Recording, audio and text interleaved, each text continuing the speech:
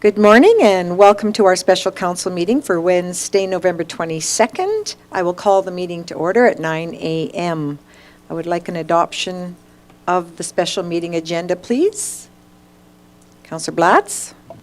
Thank you, Mayor Dahl. I move that we accept the agenda for the special council meeting for November 22nd, 2023 as presented. Thank you. If there's no questions, seeing none, I will call for the vote. Those in favor? That is carried. Thank you. Item 3A, the business for the meeting is the 2024 Operation and Capital Budget discussion. And I'll hand it over to our CEO, Williams. Thank you, Mayor Dahl. So it's right into me then. Well, I didn't read that screen before I turned on my microphone. Isn't my face red? Okay. Good morning, everyone, and thank you for coming, of course. Not that you had a choice. But so this is the 2024 operating budget presentation.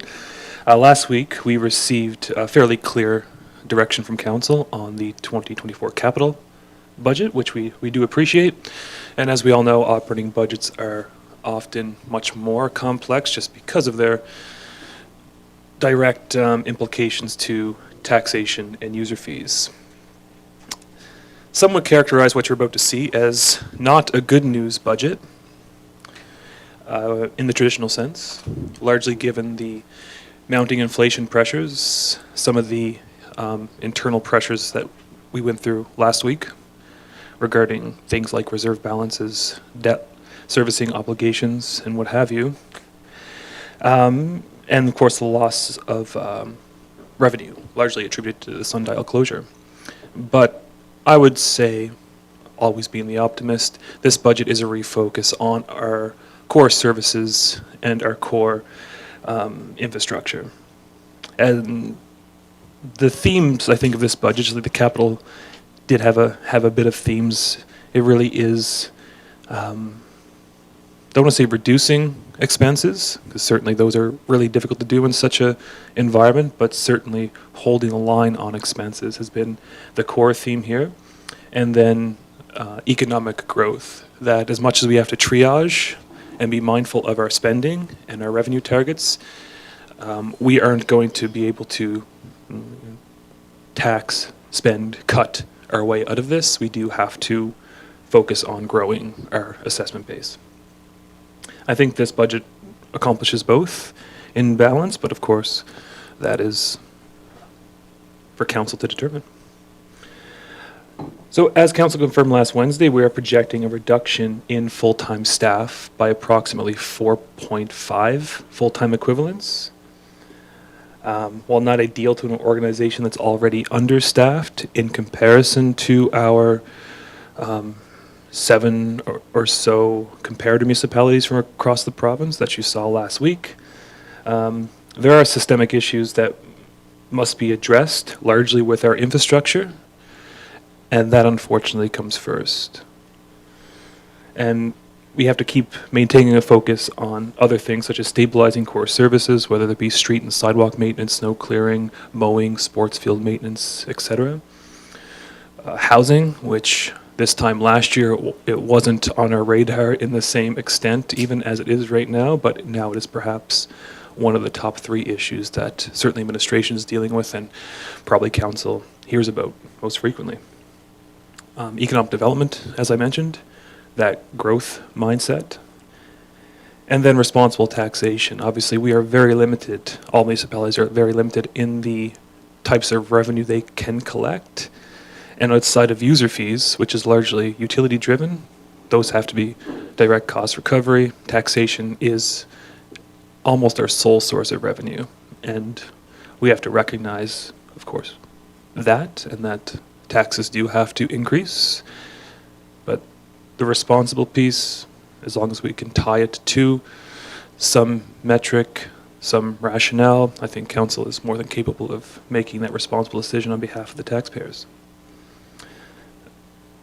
So following extensive review by administration, this draft budget is presented to you all with both revenue and expenses reduced from 2023, which, again, in this inflationary environment, is a feat unto itself.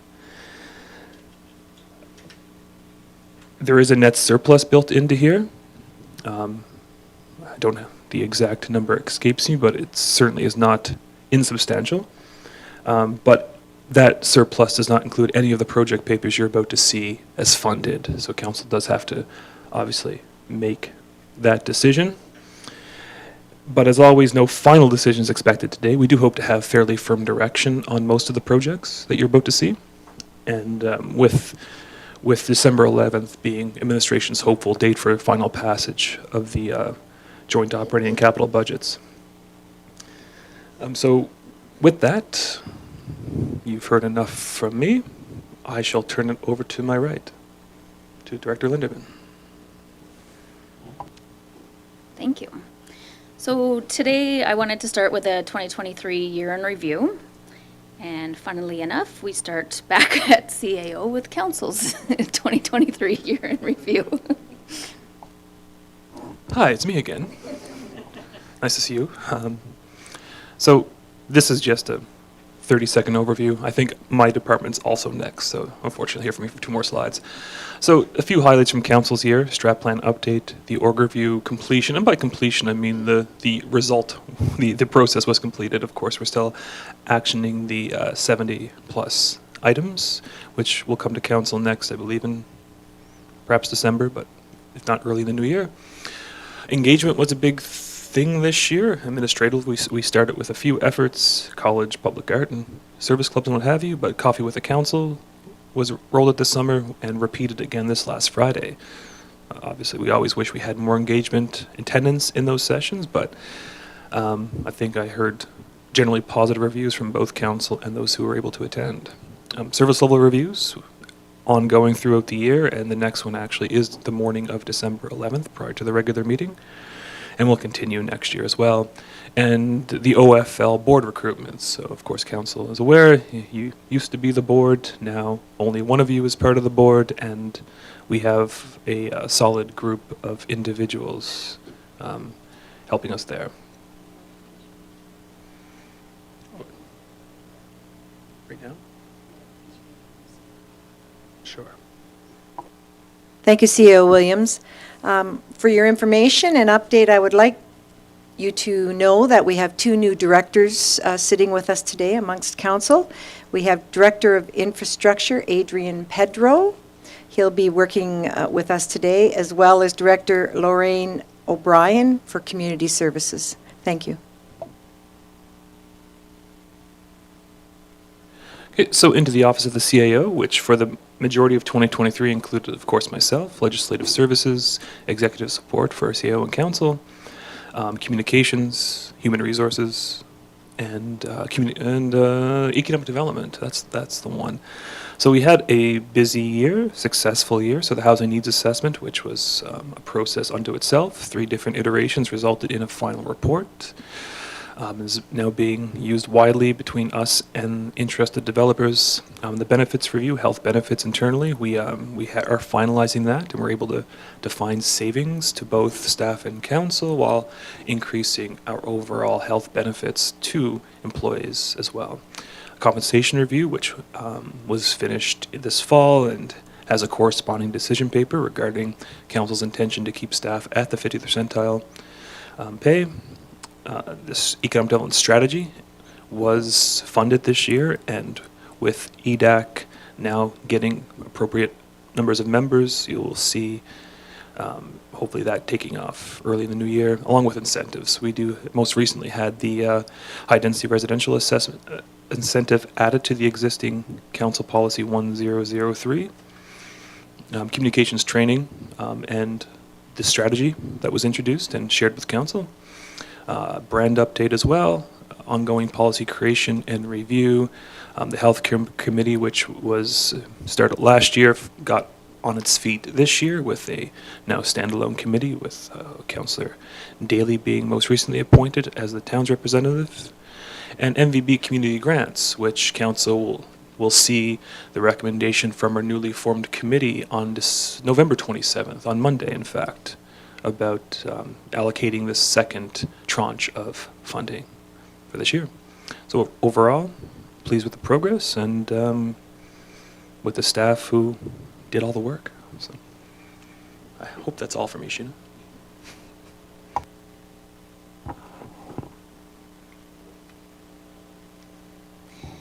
So next we have corporate services, which for 2023 was all functions of finance and IT. So in early 2023, we promoted our finance coordinator, Rebecca Fox, to the manager of finance, and we added an in-house IT, Carolyn Rutley. So shortly after Carolyn started, she got all the departments up and running on SharePoint and Teams. While it will be a while still before we're fully implemented, we're already seeing the benefits of using this platform throughout the organization. In June, we implemented a $1 paper bill fee on our utility bills.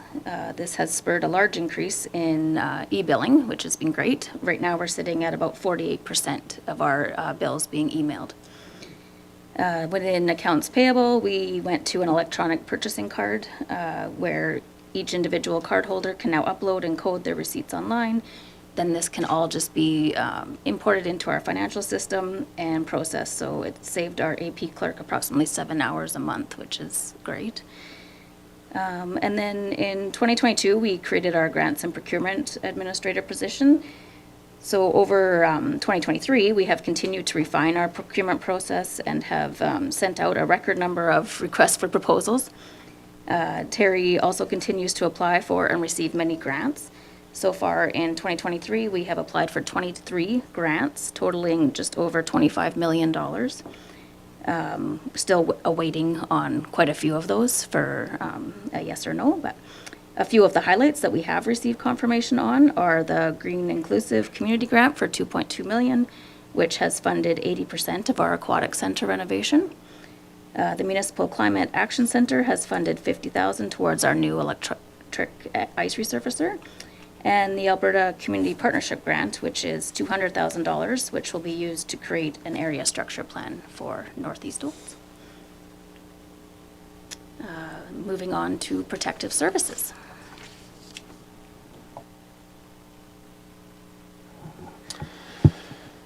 Thank you. So 2023 has been a busy year.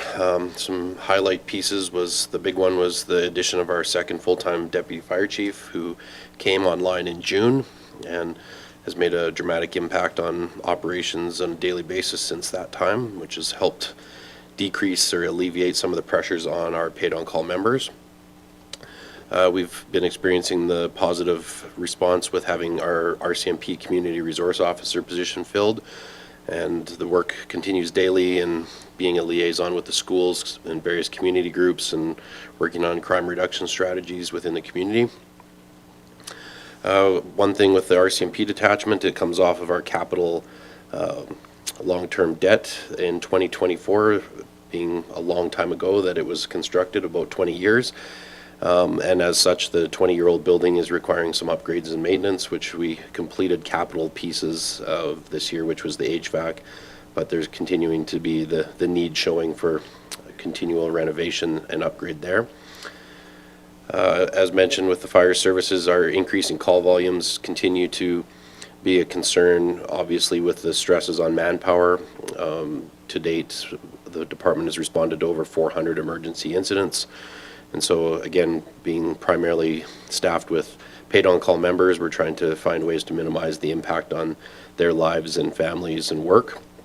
And so the implementation of the chief officer on-call schedule has done that to a certain degree and continues to be modified to suit. The fire department responded as part of the Alberta wildfire mutual aid response in the spring. In June, we provided resources to Drayton Valley, to the Brazeau County fires, as well as up into Rainbow Lake for several weeks. In municipal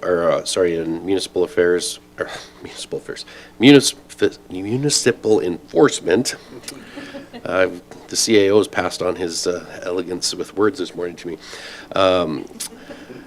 Unsightly premise progress, we've seen substantial progress on long-standing issues in the community where we have derelict homes or structures that have been sitting vacant for some time and gone into disrepair.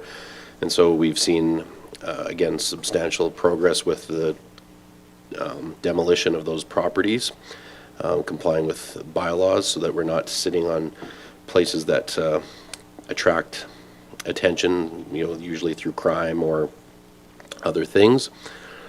We are currently involved in some bylaw review through the community standards bylaws. We're bringing those to council shortly, and you've even heard and seen some of them already.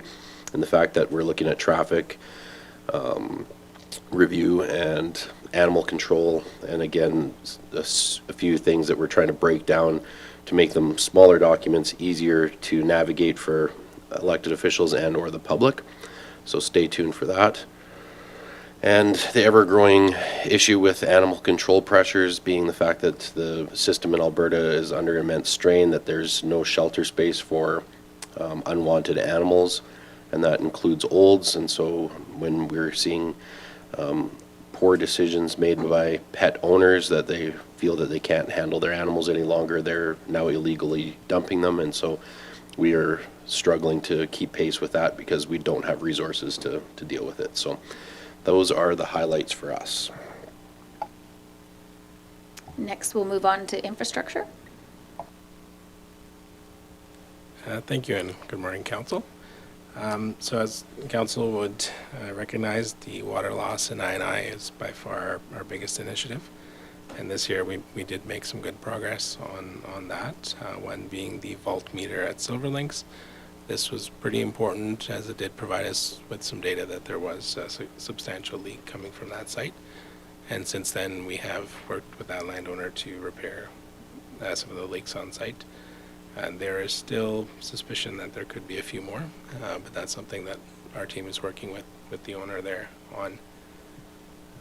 On that note as well, the manhole relining program does continue. There's been a total of 18 completed this year, and we are earmarking a few more for next year's round as well.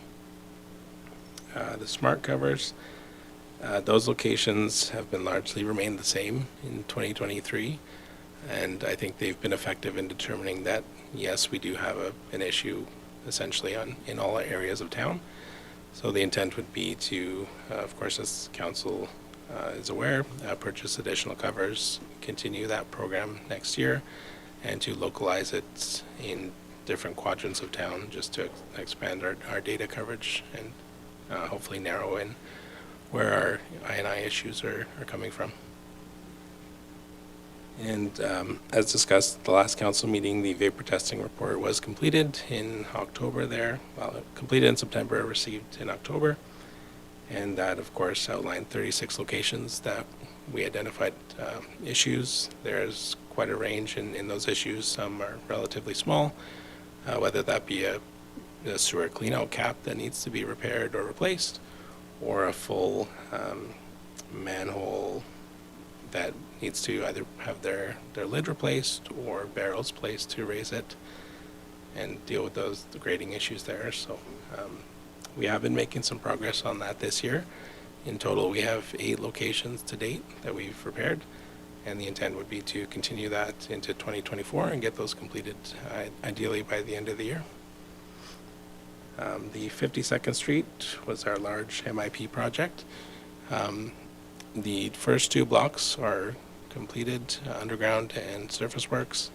The last block underground is complete, and there is outstanding concrete sidewalk work and landscaping throughout the entire project.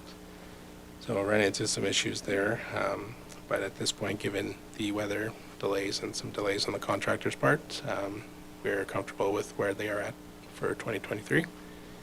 And we expect that to continue and to be completed in the spring of 2024.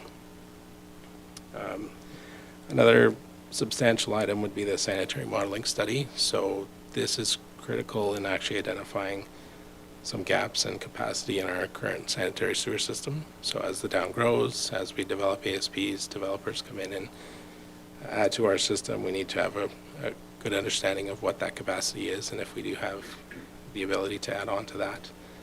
And so that was completed, and so that will be reviewed and considered as we continue to develop. And then, of course, there's been a multitude of ASP amendments and creations in 2023. Thank you. Our next item is community services, and I don't know, CAO, if you want to speak to that one. Yes, I'll handle this one since it is Lorraine's third day, so, of 2023. So the biggest story coming to community services in this year was the creation of the Community Connection Center, officially opened September 1st.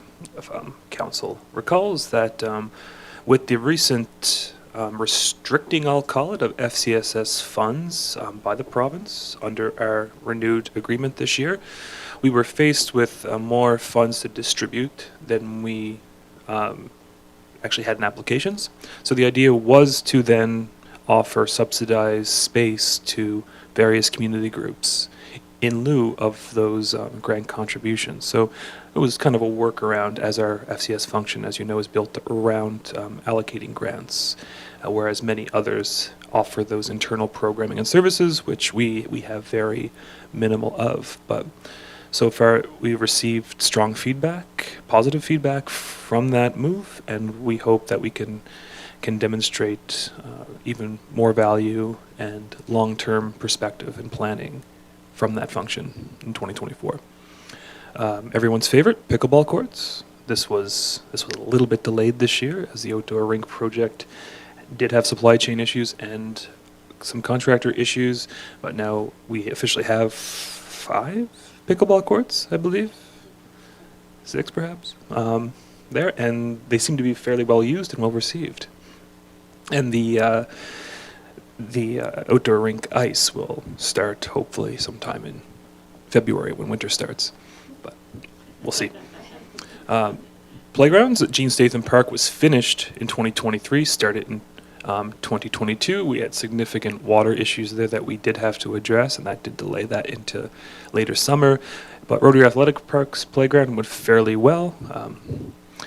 The accessible playground, very expensive accessible playground, but when it opened in mid-July, it has been significantly well used. I know that from firsthand experience. The Parks and Recreation Department, this was actually created in 2023, with the manager being moved from the community services function into a specific Parks and Recreation function and stationed at the Operations Center. So that has gone well so far, and we look forward to continue success and realignment of our priorities next year. Old Aquatic Center renovation. Finally, today is the day that the pool did in fact open. 3 hours and 23 minutes ago. We do thank everyone for their patience. A 2-month project turned, or 3-month project turned into a 4-month project. It was never fun, but supply chain issues and certainly misjudging the time it takes to rebuild the mechanical system of an aquatic center. And there's cemetery. Cemetery has received a lot of work the last few years, and 2023 is no exception.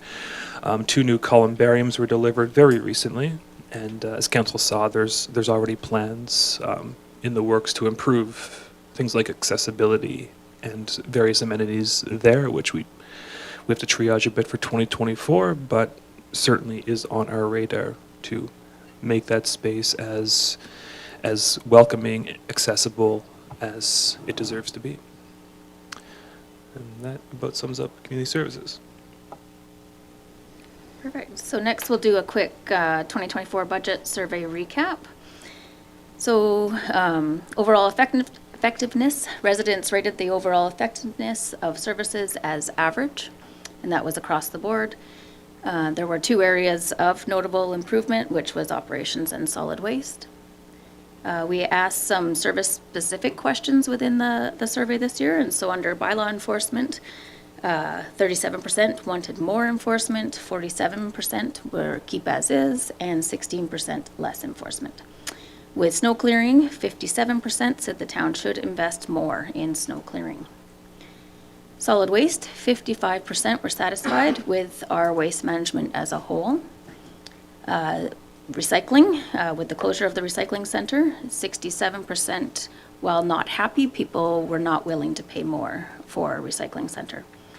And then with ONET, 50% said no further investment, 29% yes with limitations, and 21% were yes, keep funding. All right, so moving right into our base budget. So beginning last year, we introduced the idea of a base budget and have continued that again for this year.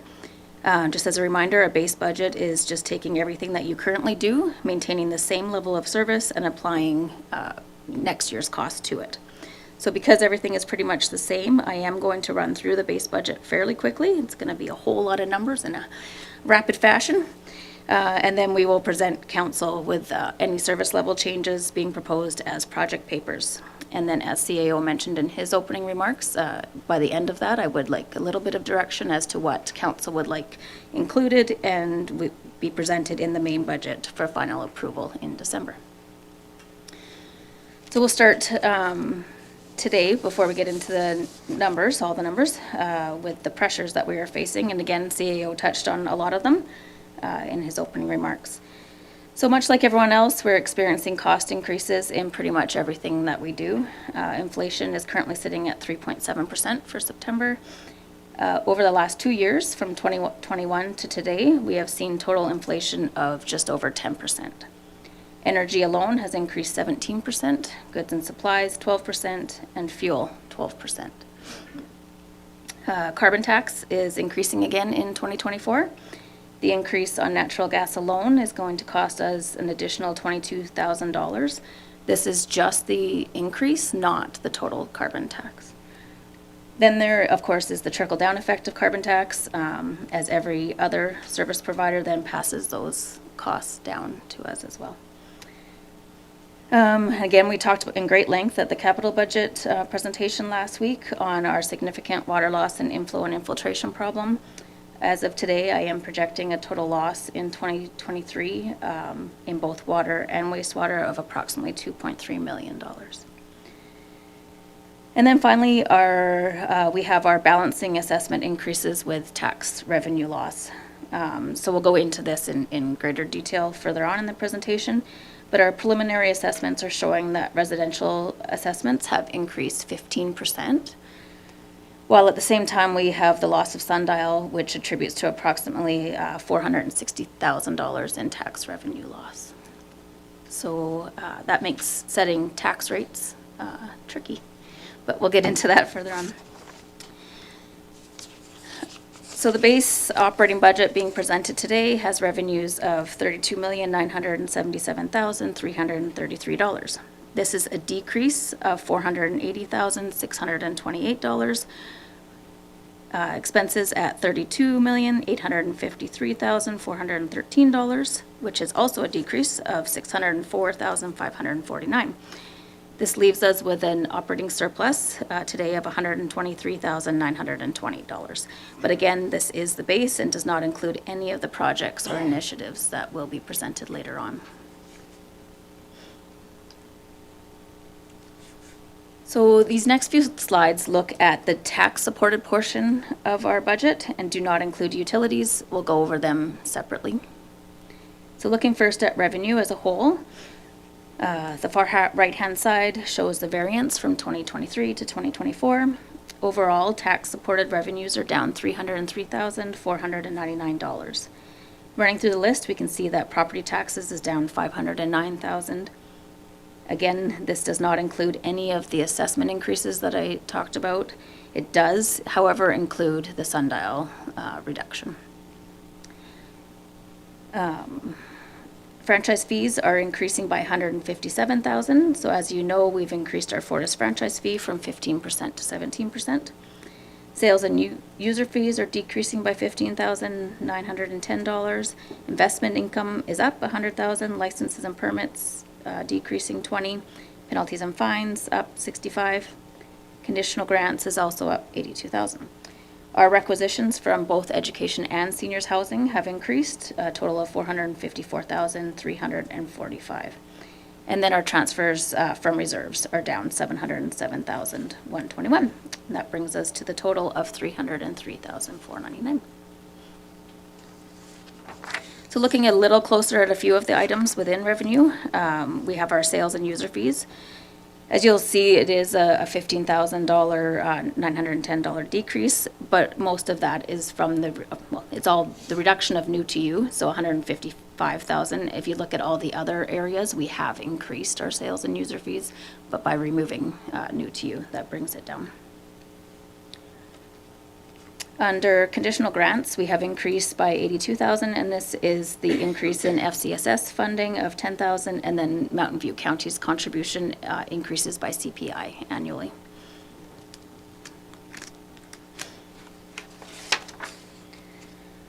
Our transfers from reserves has decreased by $707,000, and this is largely the RCMP retro that we had to bring in from reserves in 2023, and then, of course, the ONET Wi-Fi payment that was just recently approved by council.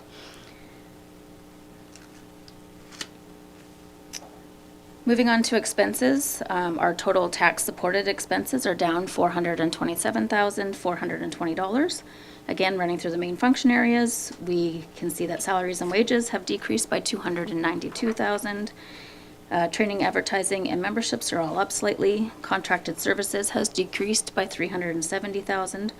This is largely due to two projects that were included in 2023, which was the public Wi-Fi again, and then the repairs being completed on our CP rail. The municipal policing contract, while it looks like it is only up $1,485, this did include that retro pay of $270,000. So if you take this out, our actual policing costs have increased by $272,000. Repairs and maintenance and rentals and leases have decreased, while insurance, we have budgeted a 10% increase. With the new camera systems going in, we have been able to decrease our telecommunications budget by just over $21,000. Goods and supplies are up $42,000. Utilities, as I mentioned before, is $43,000. Bank charges are up $10,000. Long-term debts, grants to organization, and other expenses have also decreased. And again, as I mentioned in revenue, the corresponding expense to education and seniors is up $454,000. Looking a little closer at some of those expense areas, our salaries and wages, as I said, was down $292,000. As CAO had mentioned in his opening remarks, this does reflect the tax-supported portion of the reduction in staff we'll be seeing for 2024. In training and conferences, we have increased by $35,000, the largest increase being corporate services. This will include the changes as we continue to create the corporate services department. It also includes any organization-wide training that we do. Repairs and maintenance has decreased slightly. The biggest decrease that we're seeing here is within buildings, and that was at the RCMP building. We had $21,000 in there for operating repairs and maintenance that has been removed. And utilities, as I mentioned, carbon tax in 2024, approximately $22,000 increase. We also signed a new electricity contract that has a slight increase in the cost per megawatt, so that's been incorporated. We did reduce Aquatic Center decrease with the mechanical renovation. There will be significant energy savings. Of course, 2024 will be the year that we figure out what that will look like, but it's been reduced slightly just to reflect that. Grants and payments to other organizations is down just over $100,000, and this is mainly coming from the FCSS direct and indirect support as we move to the Community Connection Center model.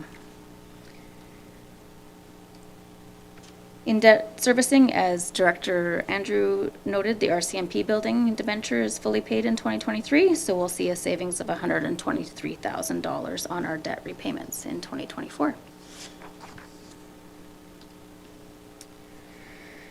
Our transfers to reserves is up slightly. We see $20,000 increase in amortization. This is, we budget a small portion of our amortization annually, and then this gets transferred to reserves. This 20,000 is our additional lease revenue that we'll be seeing from AHS, so we're going to transfer that directly to a building reserve. And then the transfer to reserve coming from Mountain View Power. This reserve is specifically restricted to Mountain View Power, and it, again, it's just a transfer of $50,000 in 2024. Looking closely at Mountain View Power, this is a breakdown of the 2024 budget. We have increased revenue slightly based on what we're seeing in 2023. Investment income, we have an $11,000 in there. This is a GIC that is securing the letter of credit that we have put up for the Prudential.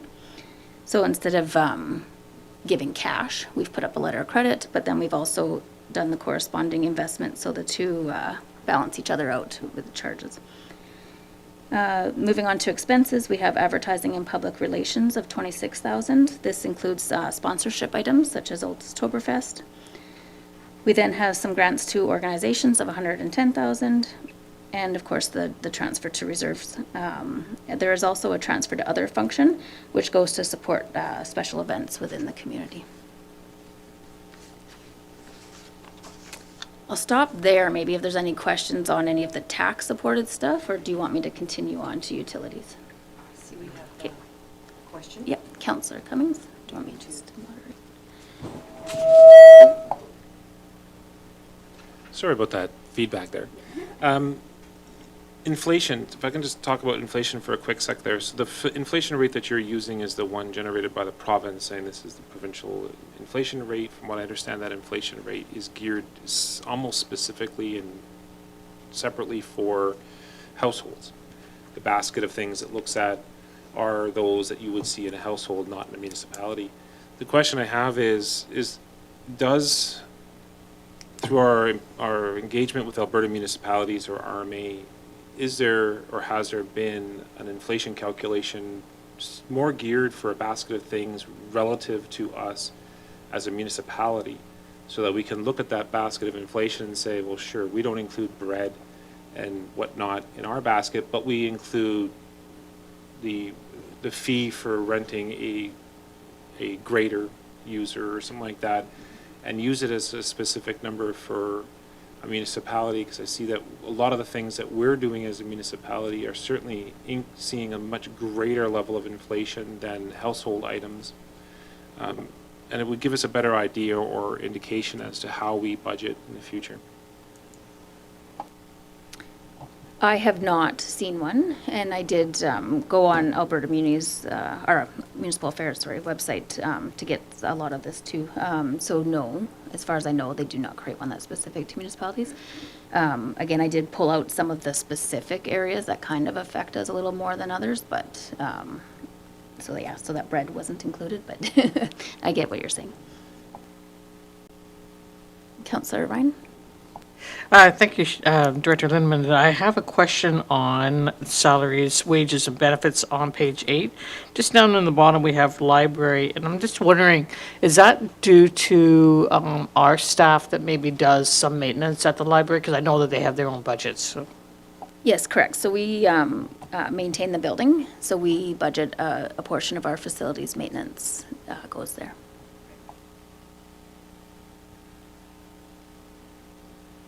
Another question? Since I don't see anybody else's hand up, I'll ask a second question, and that is on the carbon tax. Do we, so you said $23,000 or $22,000 increase for this year. Do we have a total of what we are paying on carbon tax?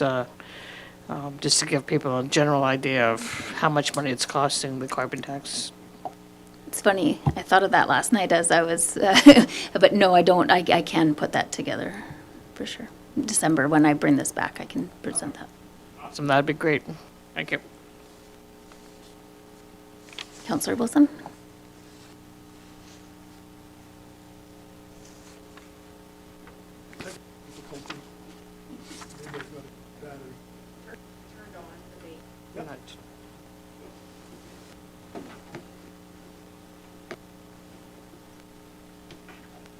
Thank you. Through you, through the mayor to Director Lindeman, just a question. Within AB Munis, are we able to leverage, or to what extent do we leverage group buying, group purchasing agreements, contracts for some services to hopefully mitigate some of the inflationary pressure? Yes, we do both with Alberta Munis and RMA. We are able to go through their purchasing connections. They do RFPs for a large variety of things, and so whenever we're doing an RFP, we do check there as well. Both our electricity and natural gas are now through Alberta Munis, so you have the power of that as well.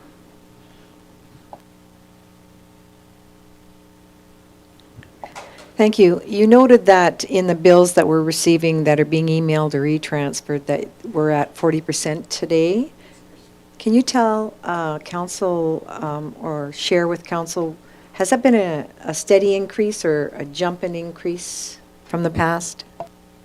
So we started 2023 at 40%, which is high already. Then when we implemented the dollar paper fee, we had a large increase. We went right up to 48% within that month. Councillor Blatz?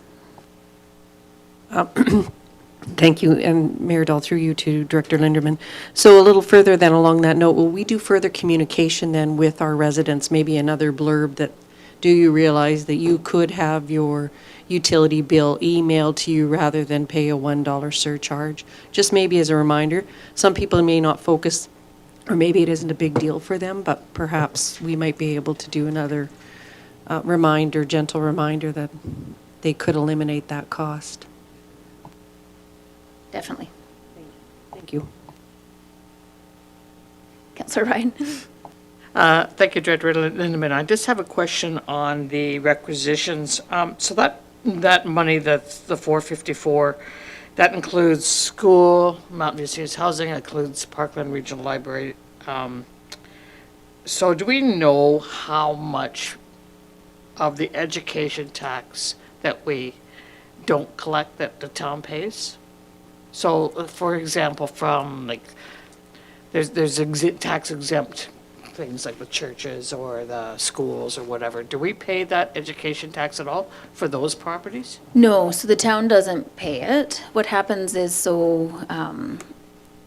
education tax is based on equalized assessment. That's, the province tells us how much we need to collect from residential, how much we need to collect from non-residential. We then spread that over our taxable assessment base.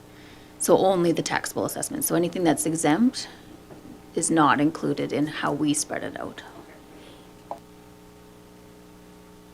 Councillor Wilson?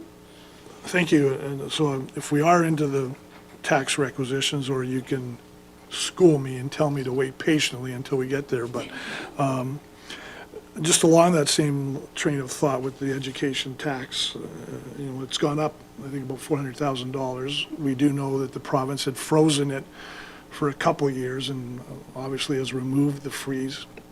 What's our degree of certainty with that number as far as the education tax?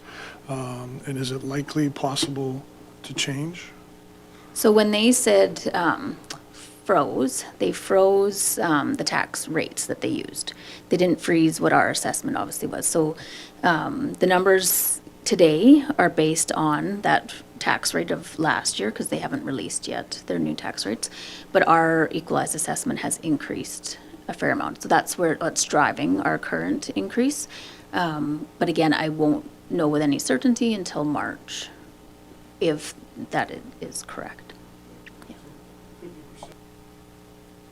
So there's a possibility up or down, more Correct. likely up. So Or exact. Yeah.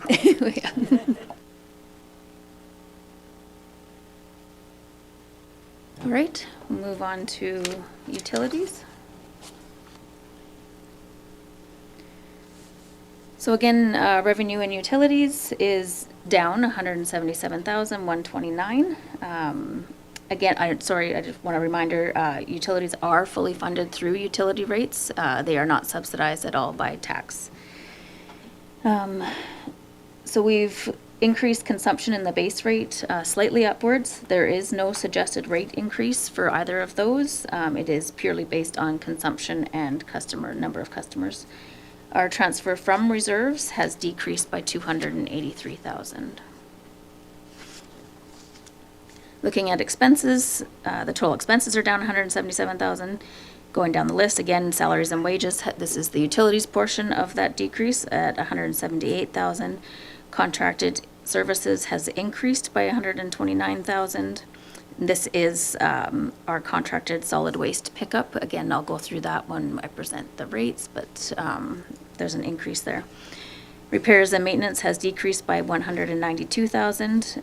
This budget line, it is the in wastewater, the repairs and maintenance mains and manholes. So we recently increased that at a council meeting to do some relining and the vapor testing. That has been removed going into 2024, bringing it down to where it was budgeted in the past. Those items will be done in 2024, but they're currently under that 1.5 million in capital. Purchases from commissions has been increased 422,000. This is based on 2023 numbers to accurately reflect what is currently being spent. When we look and break down this number, we have increased what is going to the water and wastewater commissions by $555,000, while the solid waste commission requisition has decreased 132,000, and this is specific to the recycling center being closed. Debt repayment is down as one of the utility-specific debentures is complete in 2023. And then finally, within water, we had a transfer to capital of $341,500. This has been removed for 2024 in order to keep rates steady. So looking at our proposed 2023 rates, again, the rates bylaw will be coming to council in December. But for today's purposes, this is what is being proposed for 2024. We have managed to keep the rates the same as 2023 for everything except for solid waste, which would increase by 70 cents to $25. This increase is the result of a proposed increase to the solid waste service level.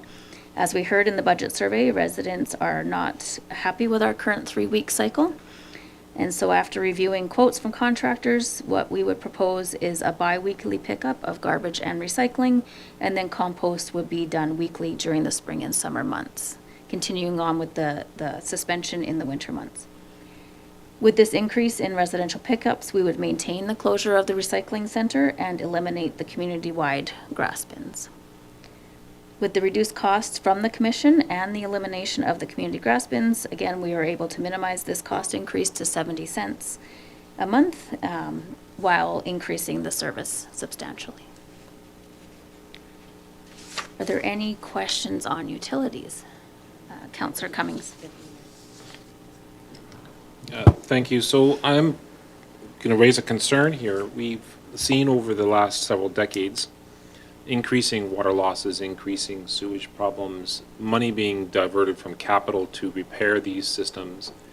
And yet here we see a reduction in transfers from operations to capital, that money that's used to repair these systems in order to maintain our customer costs. To me, this is a little short-sighted. It's adding to a problem that's been going on for decades now where we're not properly funding the repair of our infrastructure. So I'm a little concerned that we're doing this in the first place, just so that we can say to our customers, oh, look, we're saving you $1 here. We're not going to increase it, even though we have millions of dollars of loss, and we're draining our capital budgets and we're draining our reserves to almost non-existence in order to fix these problems, but we're not replenishing it in any way whatsoever.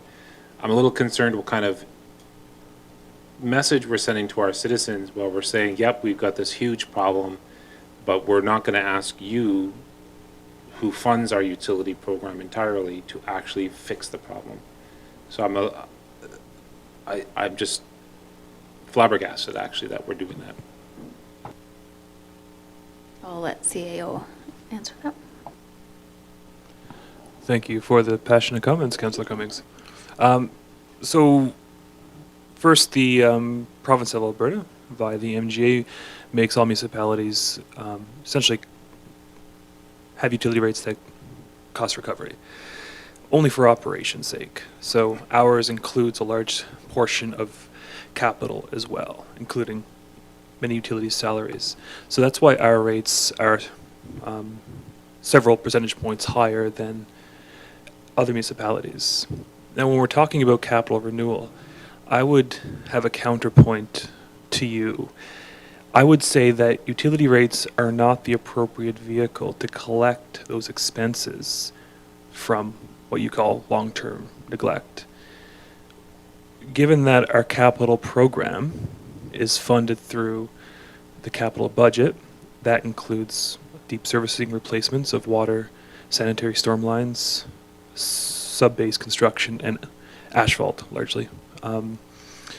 That has been misaligned to the actual infrastructure needs for many years in Olds.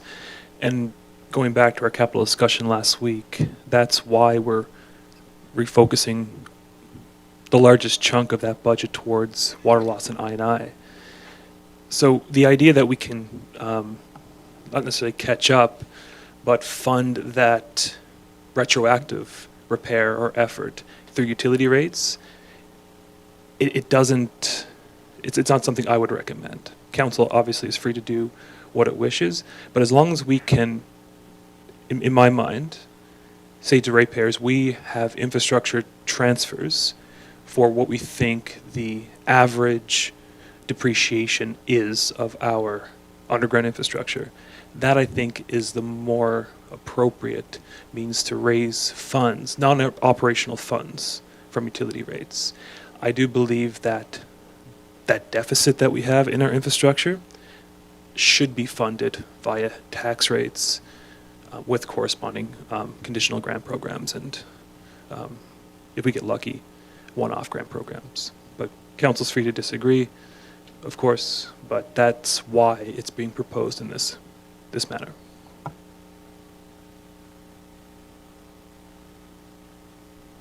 Any other questions on utilities?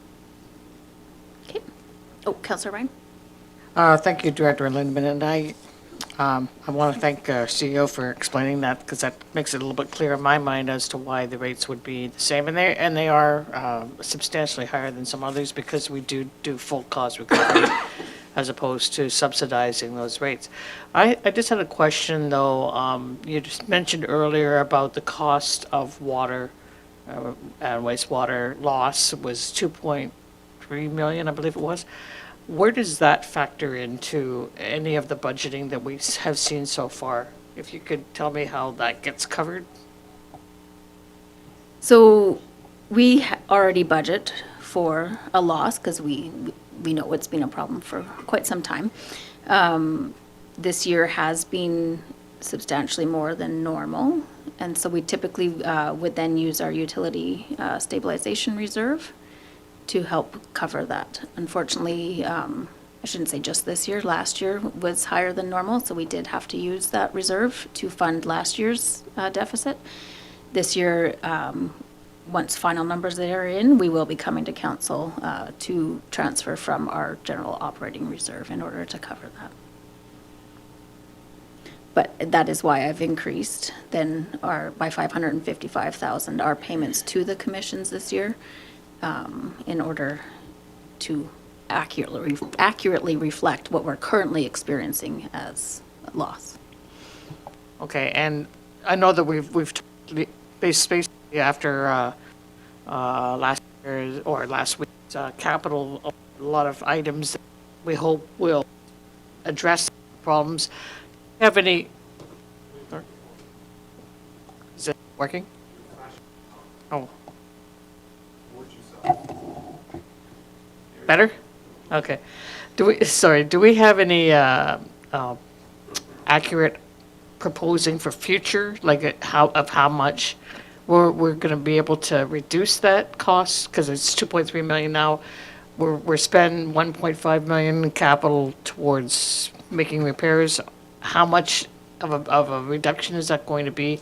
Do we have any of that forecasting being done at this point for the future, just to give us a good idea of how how much more we're going to have to look at for capital that Councillor Cummings mentioned earlier.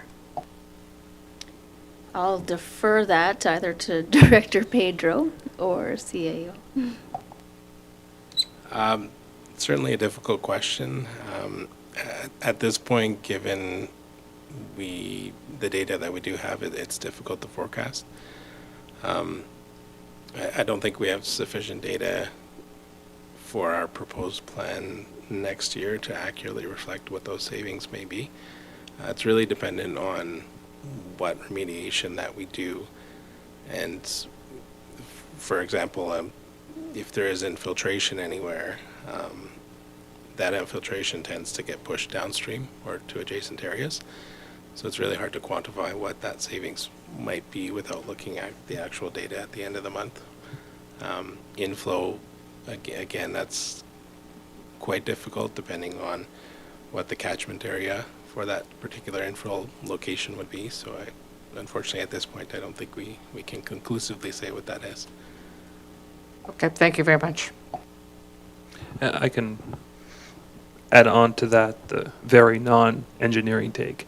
So my personal goal with I&I when we started this year was to see by the end of next year, I'm calling a 10% reduction. Obviously, that is caveated based on the ebbs and flows of our largely inflow events. So right now we're approximately 43%.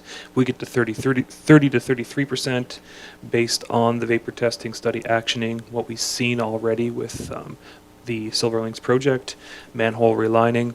As far as I can do the arithmetic, each 10% is worth about $425,000.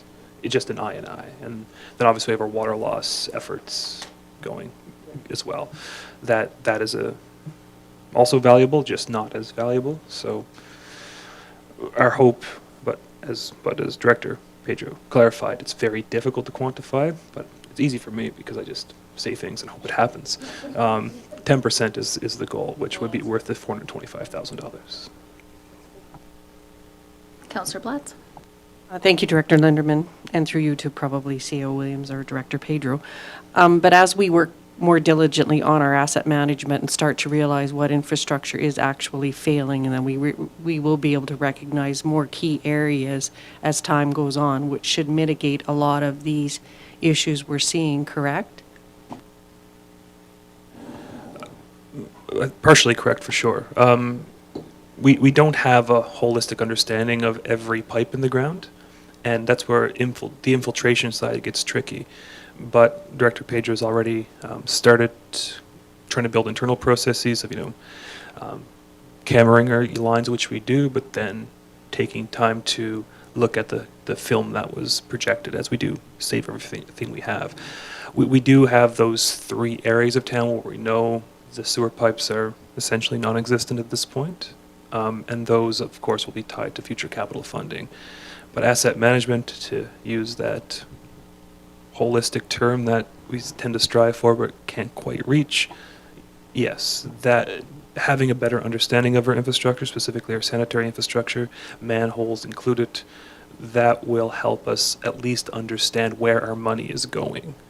Fixing it is kind of the second thing. Well, absolutely, and I do understand that, but I really do think that once we get a better understanding what the key areas are, and we will know that better when we know what pipes and what we have in the ground as compared to not really, I guess, guesstimating, what the issues are. So I think that will help also. I think that's a focus we need to look at. Thank you. Councillor Wilson? Thank you. I just have a brief comment and then a question for either the CEO or Director Pedro. And my comment is, and as we talked during the capital budget discussion, this is an issue and a problem that has been many years in the making and is going to take some time to resolve. Administration has talked previously about our capacity issues and the skills that are necessary to troubleshoot and resolve this, so it will certainly take time, and I'm prepared to do the termite approach and just spend the dollars that we have as we have to remediate the problem. My question is, you get into the law of diminishing returns. What is typical as far as for an average town, city, as far as water loss? Because certainly we can throw all sums of money at this to try and get to zero, which probably isn't feasible and realistic. What is a normal threshold for water loss? I'll say something, and then Dr. Pedro will say the correct thing. My preference is 10 to 15% water loss, and the problem with INI, there's so few municipalities on regional wastewater commissions, and they're so new, we don't properly understand it, so it is going to be a case-by-case basis. A town that has experienced significant growth recently, if you take Carstairs or Pennold, for example, not that Carstairs is on a regional line, their percentage was going to be much lower just because most of their community is newer, whereas Olds is a very old community and has experienced less growth. But I would think 25% is the ideal we'll ever get to. Adrian? No, that was perfect. I don't really have anything to add. 20-ish% on the sanitary side and about 10% on the water side is fairly common. Councillor Cummings. Thanks. So just to bring back what I was saying earlier about the difference between cost through the rates and the recovery costs that we do, and the derelict and capital renewal that's been happening for so long. And I understand that the CAO is saying our rates should reflect our current capital renewal estimates and the costs associated with the water and sewer, and that our taxes and grants and other forms of revenue would be needed to go into that deficit that's been going on for so long to repair the larger issues at hand. My concern is year after year after year, the reason why we're in this deficit of capital renewal is that we haven't been putting aside money in an appropriate manner each year for current capital renewal. When I see that we go from 300 and some odd thousand to zero, I'm overly concerned that we're perpetuating that problem and that we're saying even our current capital renewal estimates are no longer being funded through transfers from operations to capital. And that goes kind of against my thoughts that unless we're going to go to a tax-based utility system where all of the maintenance of the infrastructure is going to be done by taxes, we have to maintain a capital transfer amounts through our rate system in order to do that continuous year after year maintenance of those lines. So that's what I was trying to say. Maybe I didn't say it very eloquently or very correctly. I'm still not? Okay. But like the CAO said, the estimated current capital renewal should be done through our rates transfers from operations to capital, and I'm not seeing even that here. So unless I'm misreading the chart and that there is actually capital going from operations to capital, that it just doesn't seem to be on the page. Correct me if I'm mistaken there. So there is an amount going to capital, 355,000. That's through wastewater. So typically we did 341,000 through water and 355 through waste. So we've just cut the water portion in order to balance this year. And then there is a transfer to reserves as well, which again is the amortization that we transfer to reserves annually of $60,500.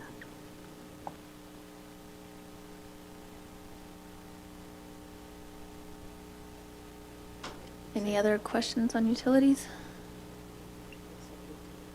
Okay, we'll move on to taxes.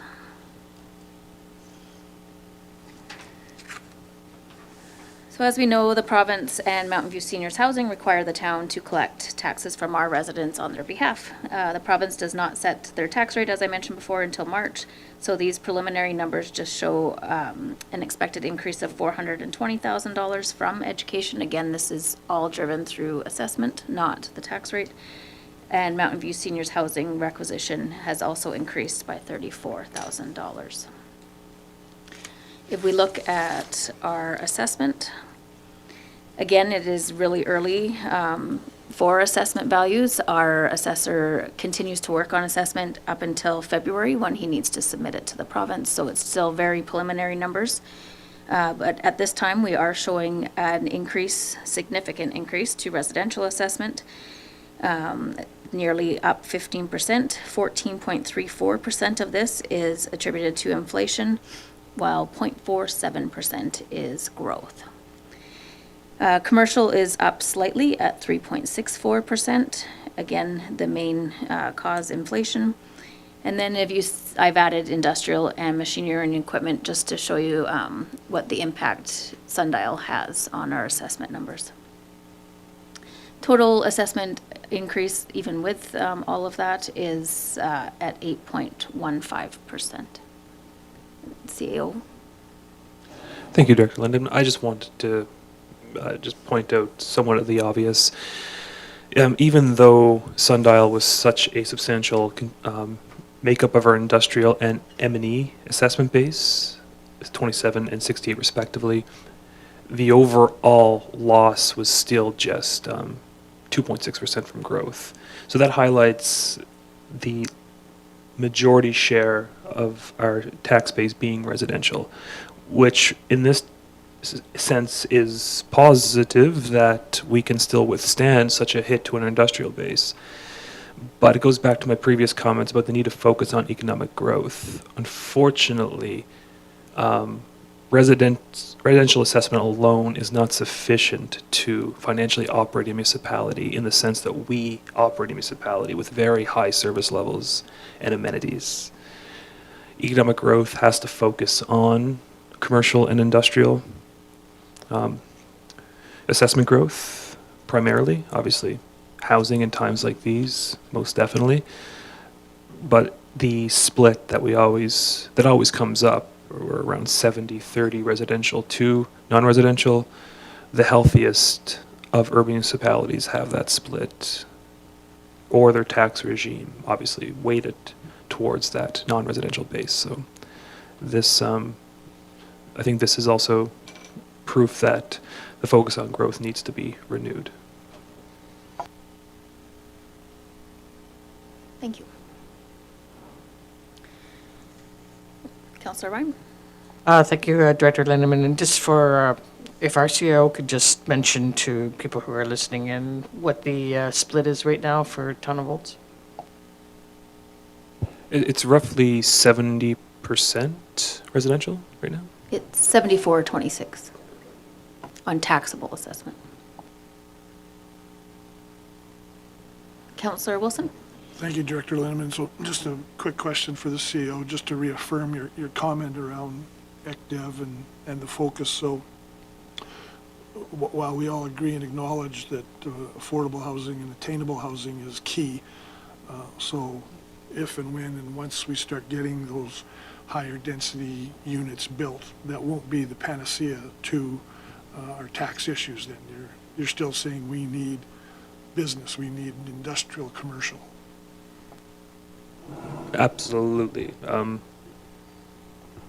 To use an analogy, residential, whether they be single homes or apartment buildings or something in between, they have these things inside of them called people.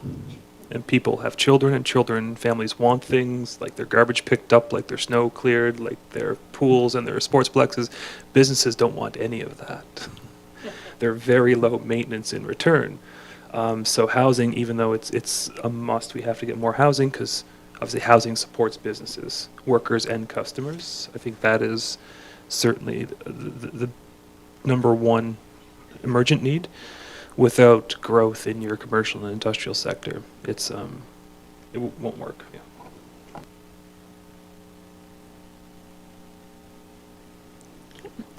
So just breaking down what the assessment outlook looks like if we were to maintain our 2023 tax rates right now.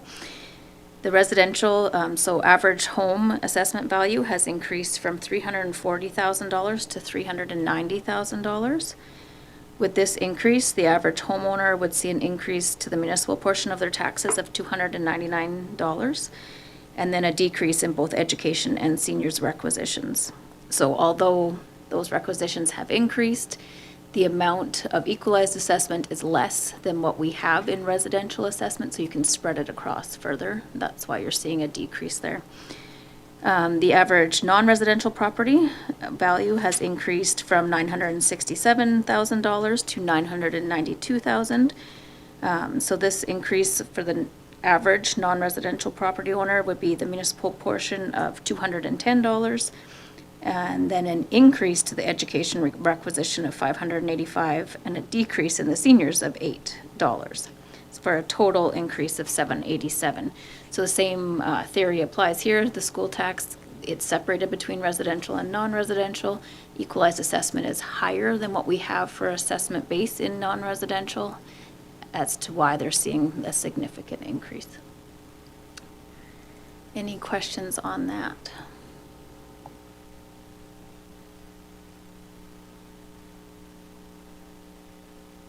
All right, so that is my presentation on the base budget.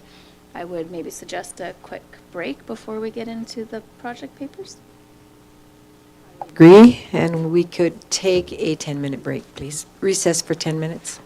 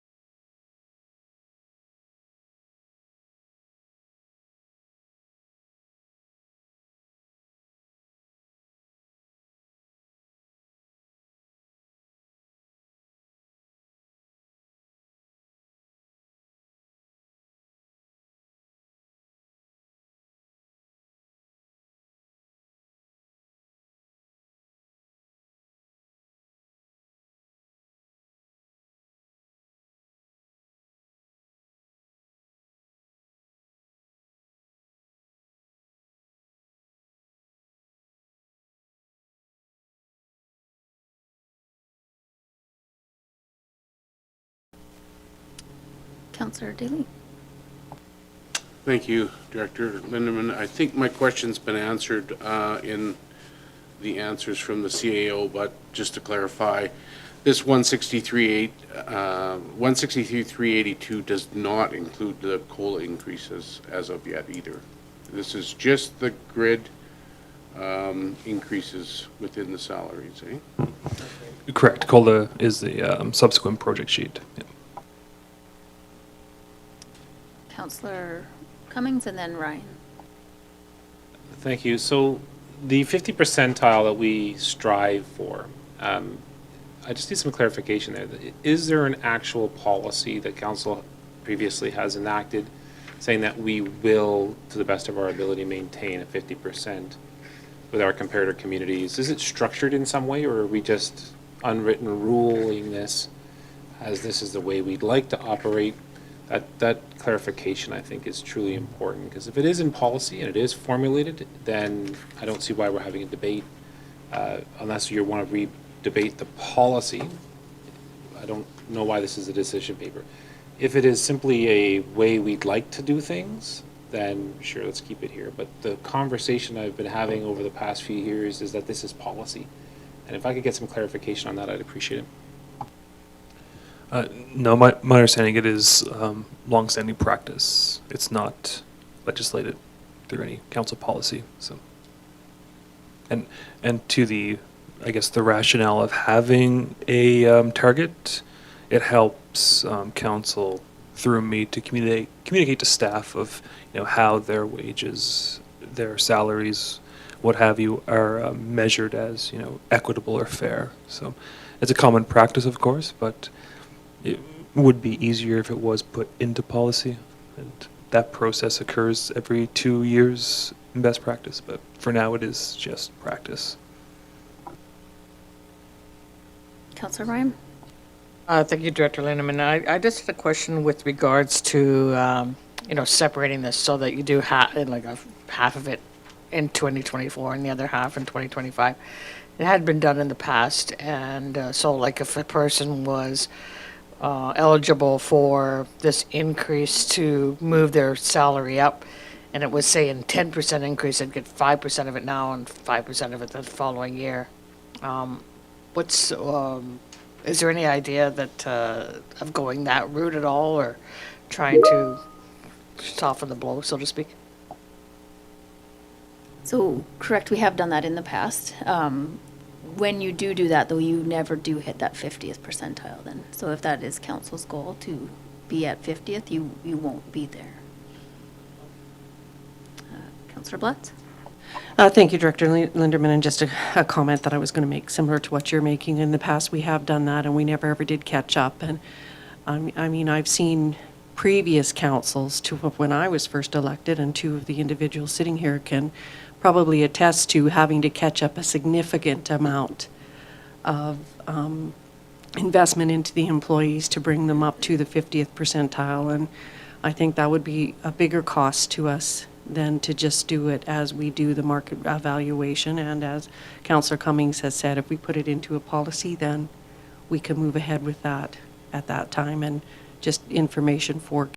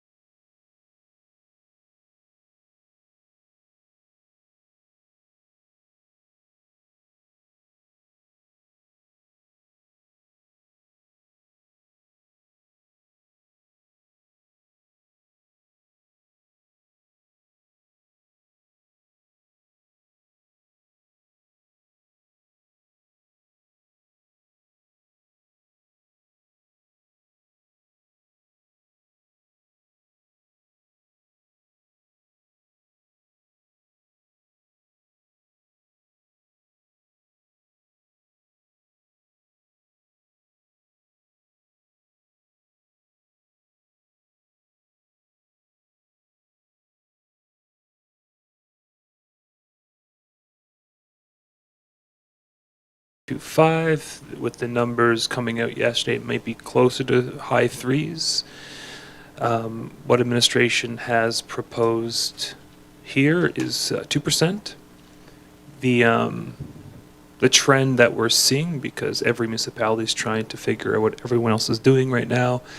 I think 2% is the lowest we're seeing. I believe the town of Cochrane was perhaps that comparator.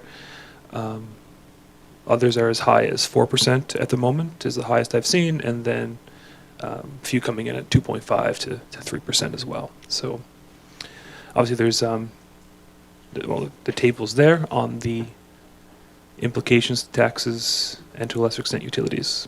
So happy to take any questions.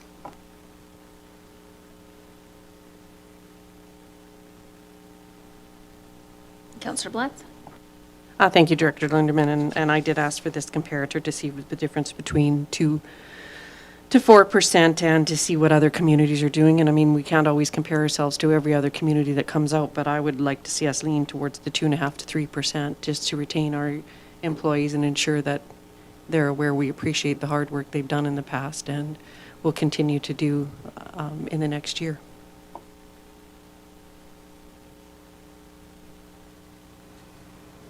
Councillor Wilson? Thank you, Director, and I'm not going to debate and discuss. Certainly, we value our employees' compensation as part of the total package as far as retention and reward for staff and what they're doing. But we all know as a town, we're faced with some significant financial monetary challenges. I think if we proceed with the grid adjustment, and again, I can't remember what that was, 130,000, 163,000.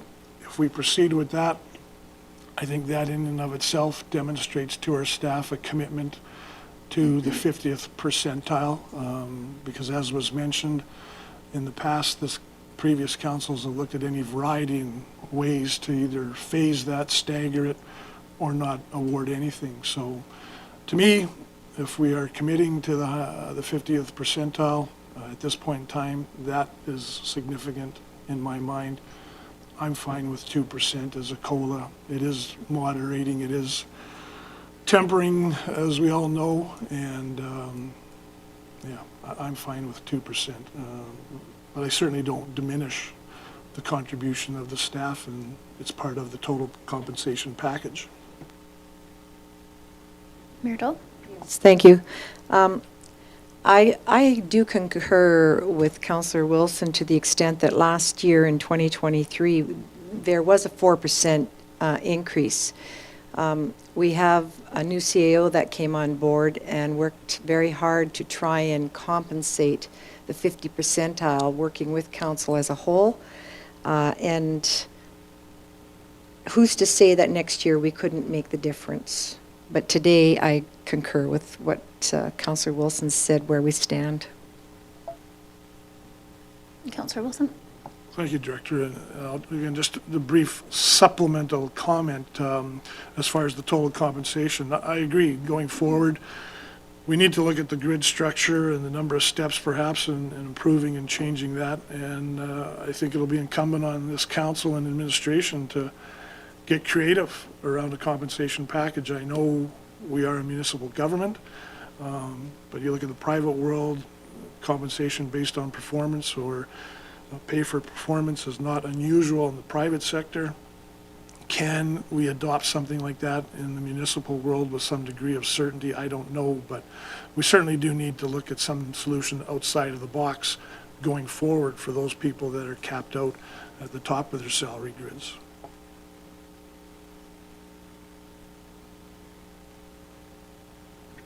Any other questions on COLA? Okay. So moving on to budgeting software. How timely. So this would be the implementation of a full circle end-to-end budgeting solution. It would include operating budget, personnel, planning and budgeting, performance measures, and statistical modules. So the current budget process is extremely manual process. It is all done on Excel spreadsheets, linking here, there, and everywhere.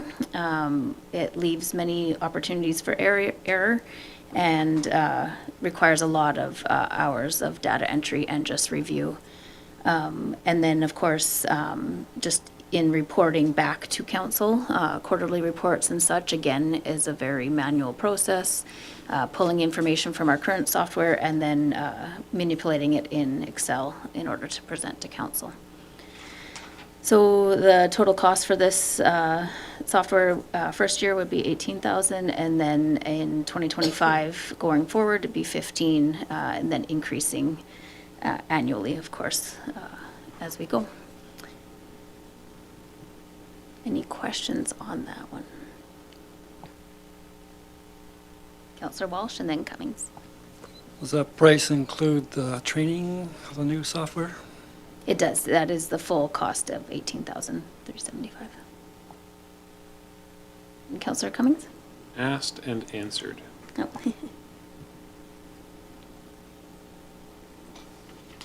I should have mentioned as well, all managers, supervisors, it's a cloud-based software, so everyone would have access to this software. They can access it just to get their year-to-dates, year-to-date actual to budget, and input all of their budget numbers directly in there. Councillor Ryan? Just a quick comment, anything that increases our efficiencies is a good thing, so I'm in favor of this. Councillor Wilson? Thank you. Just, I echo Councillor Ryan's comments, efficiency and, if it leads to some savings somewhere, dollar-wise down the road, I'm all for it. So for 16,000 cost and yet to be determined efficiency saving.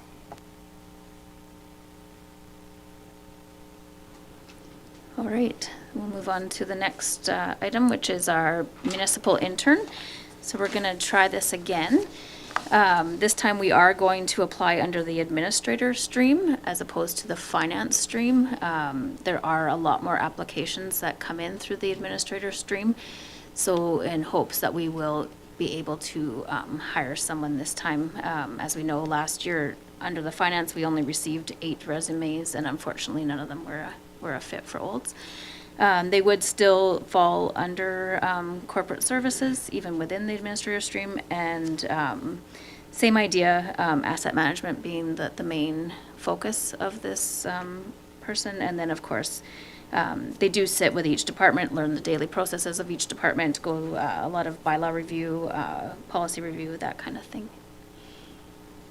Any questions on, and again, sorry, it is grant funded, so net project cost would be $13,000 in the first year and then $16,670 in the second year. It is an 18-month term. Maridol? Thank you. I'm very happy to see this. In the past, municipal interns have been very successful through the town of Olds, in also noting that we've hired a couple of them that moved on to greater things as well. And I could support this. Thank you very much for this. Councillor Cummings? Thank you, Director Linderman. The 18-month term, so if the student shows up at date A, they go for 18 months, but the cycle is 12 months. So we can apply for another one in 12 months, or we can't have more than one. Correct. It is a 12-month cycle. They take intakes every 12 months, but it is an 18-month. You could apply, essentially. I would doubt you would be approved, but you could apply still. Yep.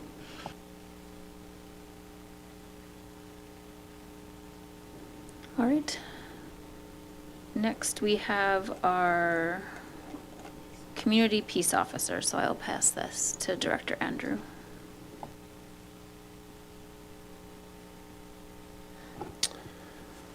Thank you. So project sheet brought back based on service level review conversations was looking at the prospect of adding another resource for community enforcement or municipal enforcement. We do have some options with the input or the inclusion of a new position. A couple of opportunities that is presented is you could ultimately go for a full-fledged community peace officer, which gives you the ability to conduct traffic enforcement as well as municipal bylaw.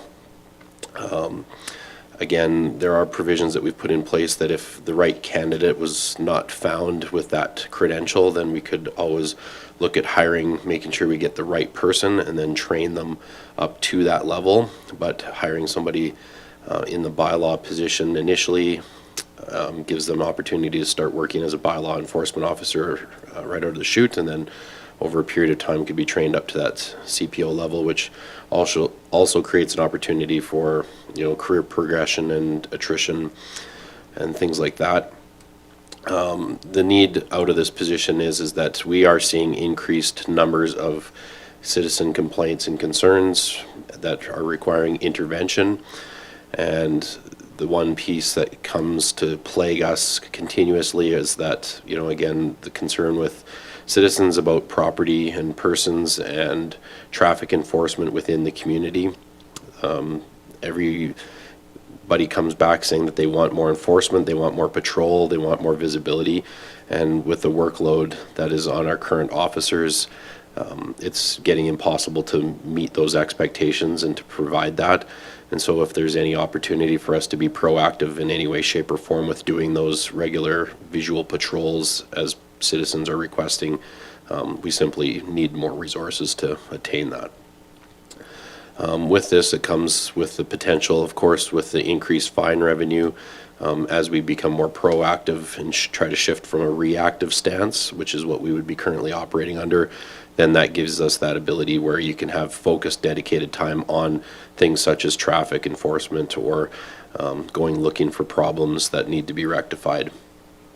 The one aspect of this that is the unforeseen work of a municipal enforcement officer is the background work of establishing strong municipal bylaws and process in place how we operate to ensure a higher level of success in our prosecution of bylaw enforcement or infractions of any way, shape, or form. The continuing pressure that is put on the court system is seeing a higher cases of dismissal of charges if they're not properly substantiated or through legal process if they aren't completely perfect. And it's also taking some advocacy of officers that they used to write a ticket and then it would just be processed and you would see the result of that through the payment of a fine or you know, whether it's a guilty or not guilty verdict found in court.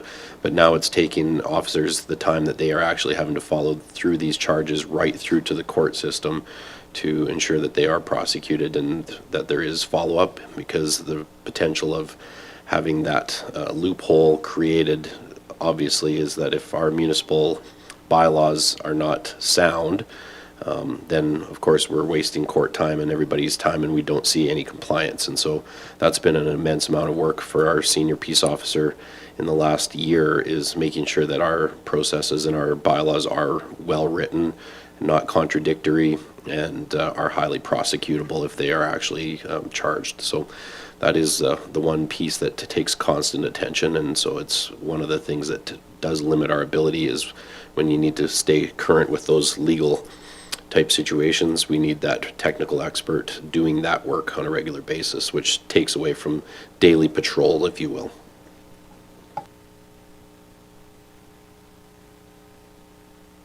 Councillor Cummings?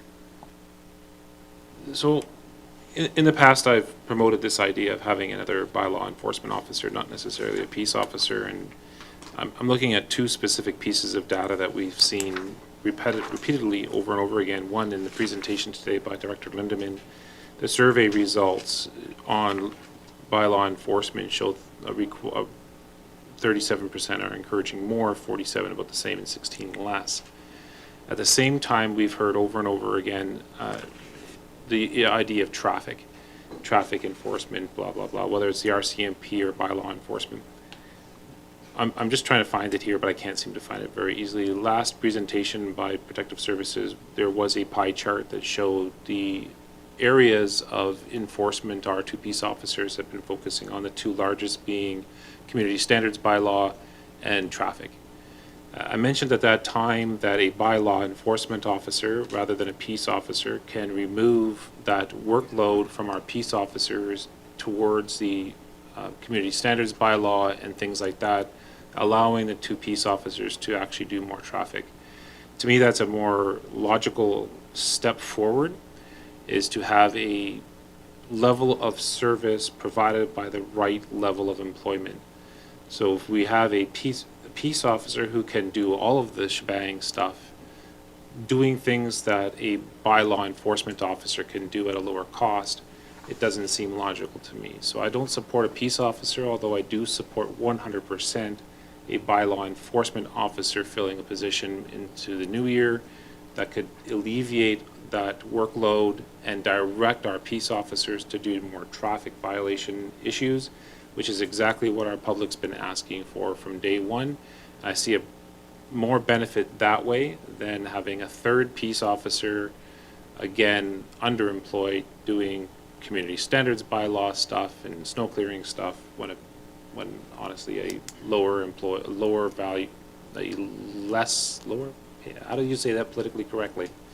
A cheaper position, basically, doing the work that can be done to alleviate that. Thank you very much, Councillor Blatz. An economically viable position doing the economic work. Okay. Councillor Ryan? Thank you very much, Director Lindeman. I am not in favor of this position or a bylaw officer position.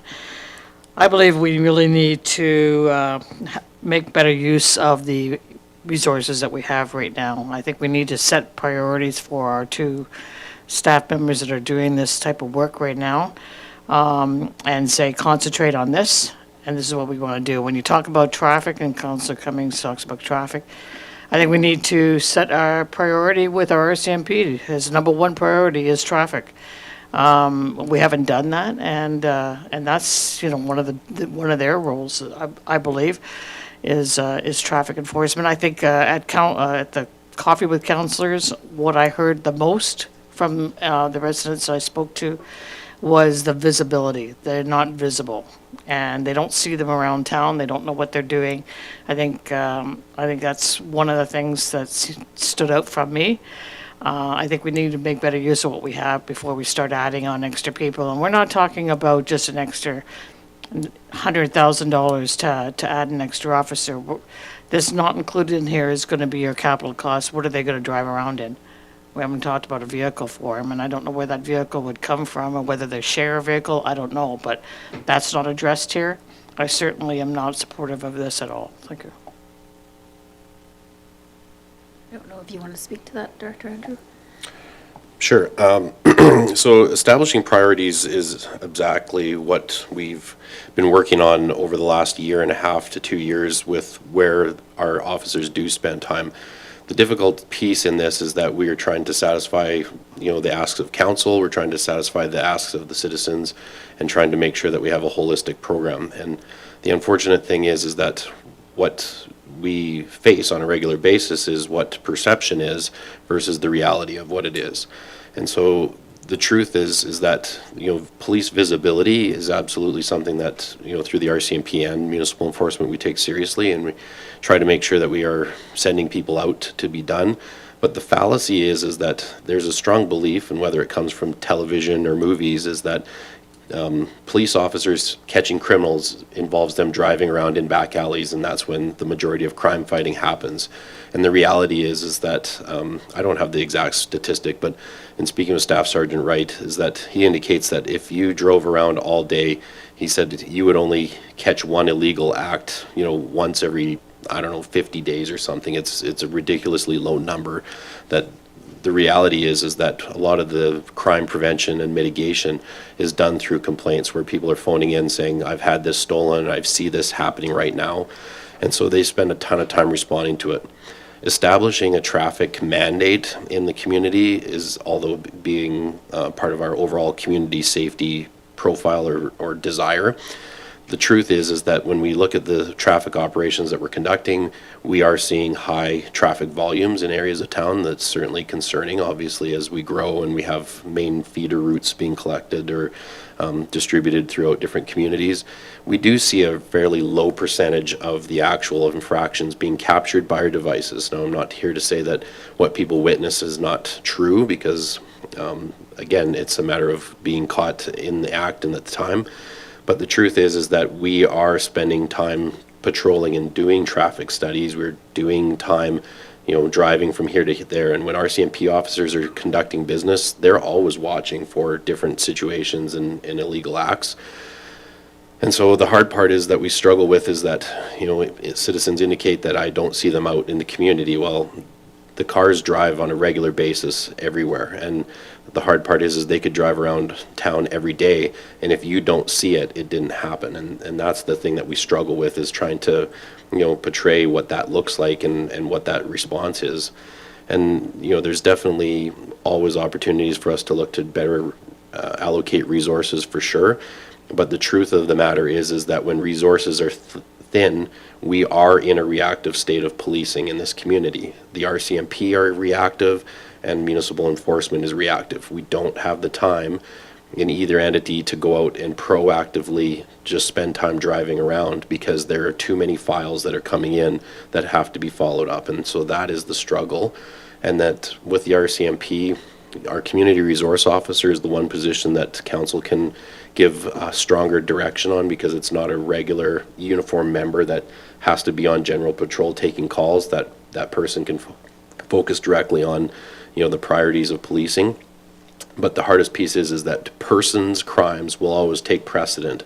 And so when there's crimes against people happening in and around the community, like they are, that always takes the priority over the activities such as traffic, enforcement activities and things like that. And I mean, if we focused our resources away from that, we would see a substantial decline in the general satisfaction of policing in the community. So it's definitely a balancing act, and we certainly try to make the best of what we can with what we have, knowing that we are understaffed with RCMP officers in our community based on municipal comparators and the number of files each officer would take.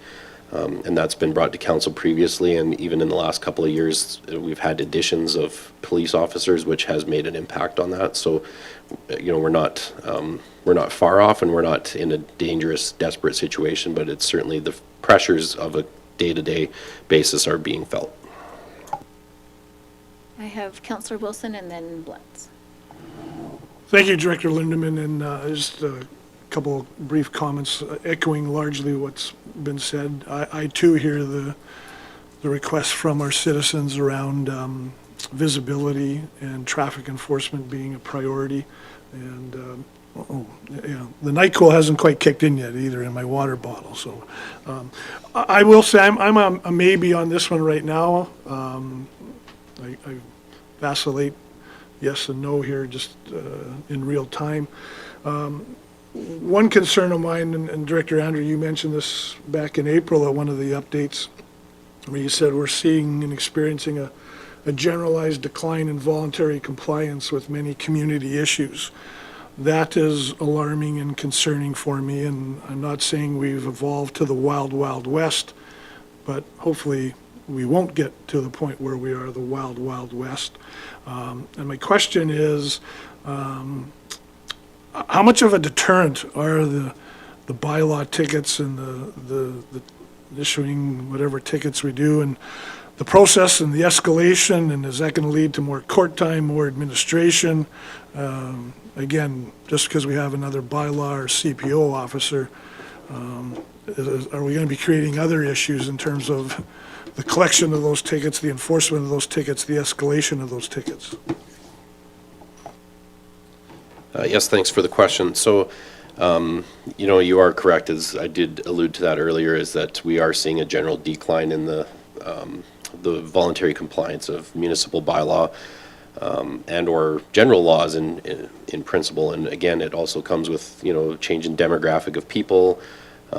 Again, there's times in town that we struggle with, obviously we get an intake of new college students every year, and there's always some young, blood that comes in that's kind of excited that they're off in the exciting big world, and so that creates some policing issues for the first few months that they're here, till they're all kind of settled in and they know that there's expectations.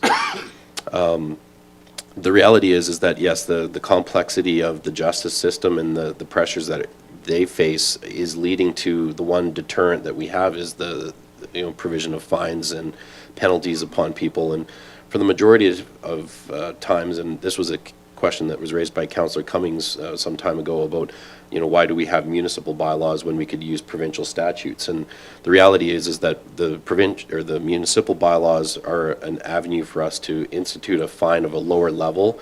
And typically, when somebody's issued one of those fines, they pay it. They recognize that they were in the wrong, or that they've come up against something that they can't do.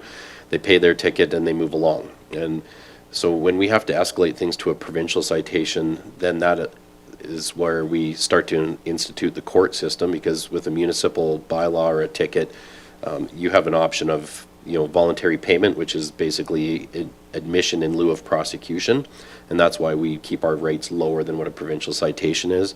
But if you want to challenge that ticket and fight it, then that's when it gets elevated to provincial and it goes to court to be heard by a judge.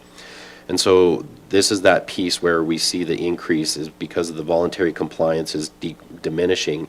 It's taking more administrative time for us to make sure that we have all of our I's dotted and T's crossed, and the time it takes to actually see that process through. And so that has been one advantage with Sergeant Wright, is that his background in policing has been able to help us navigate that system, and he spends a lot of dedicated time conversing with legal representation and the justice system to make sure that when people are challenging our authority, that it is complied with, because it becomes a bit of a lame duck if we issue these tickets and they aren't paid and we have nowhere to go after that. So the answer to your question is yes, it does create a little bit more, but in the premise that if we had even hired as a bylaw officer standalone, that person could be dealing with the community standards issues, as Councillor Cummings mentioned.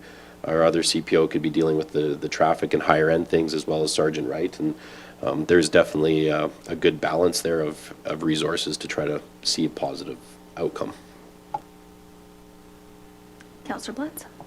Thank you, Director Linderman, and just a comment, or maybe Director Andrew did somewhat answer my question, but our community as compared to our comparators, I believe we're lagging in this department well, not significantly, but we are behind, both with our CMP officers and with our CPOs.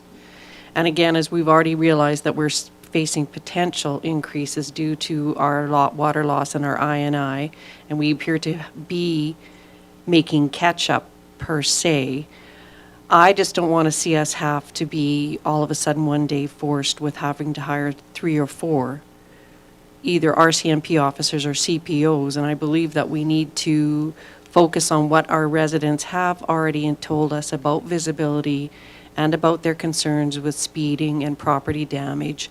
And this could be one of the first steps in order to eliminate that problem. And I think going back to Councillor Ryan's comment on, what about the capital purchases per se for a vehicle, I wouldn't imagine that all 3 CPOs would be on duty at the same time. There would be a rotation which would give that additional coverage, and therefore that problem would be eliminated. So that's just my comment on that, but I would kind of like to know what our comparator communities are at as far as CPOs, bylaw, and RCMP. If somebody at some point in time can provide us with that information, thank you. So Mayor Dahl and then Councillor Cummings. Thank you. Along the same line, I'd like to note that we need to get ahead. And as Councillor Blatz said, we've heard very clearly that our community wants visible policing in the community.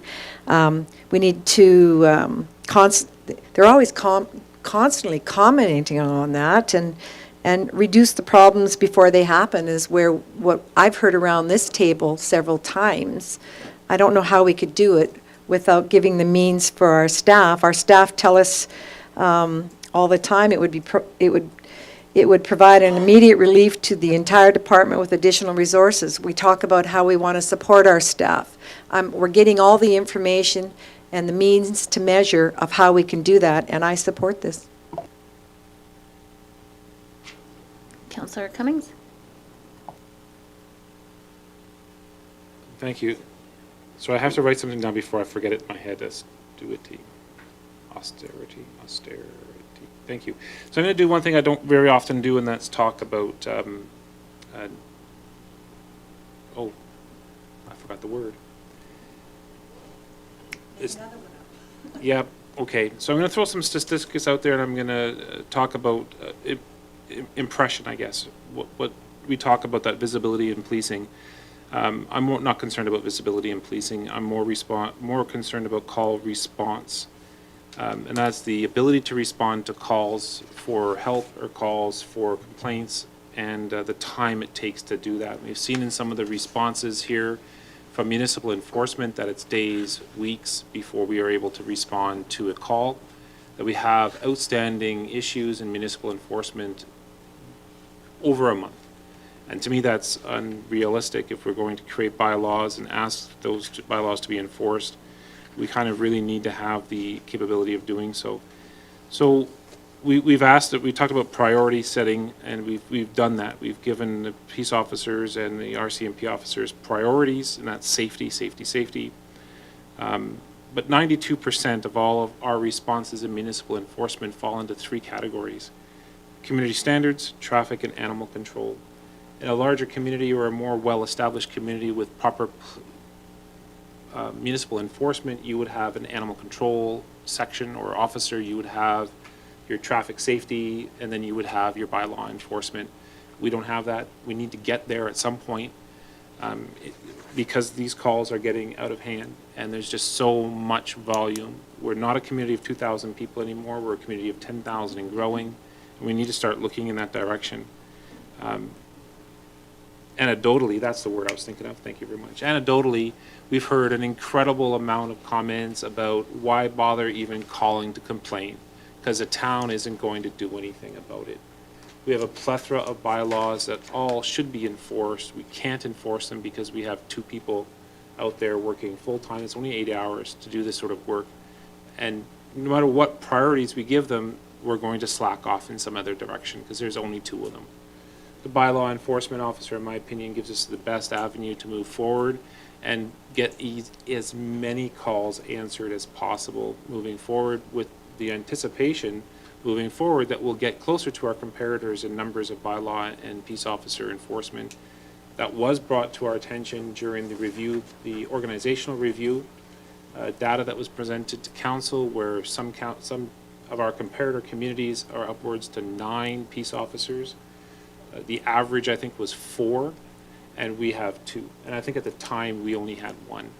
So that's a reality that we need to start looking at. If we're expecting them to follow through with our priority setting, we have to give them the ability to do so. Councillor Ryan? Well, thank you, Director Lindeman, and I just want to challenge Councillor Cummings on those numbers. 9, I think, is totally out of the realm. I don't think I heard 9 anywhere. We may be low in the numbers of people that we have for police officers, but I'm telling you that I think we have other major core issues within this community. This $2.3 million water loss is outstanding. It needs to be addressed. We have way more pressures with regards to fixing what's underground than worrying about giving a traffic warning to somebody. And I'm going to challenge on the bylaw fines. I've never seen them create $15,000 worth of fines generated in a year.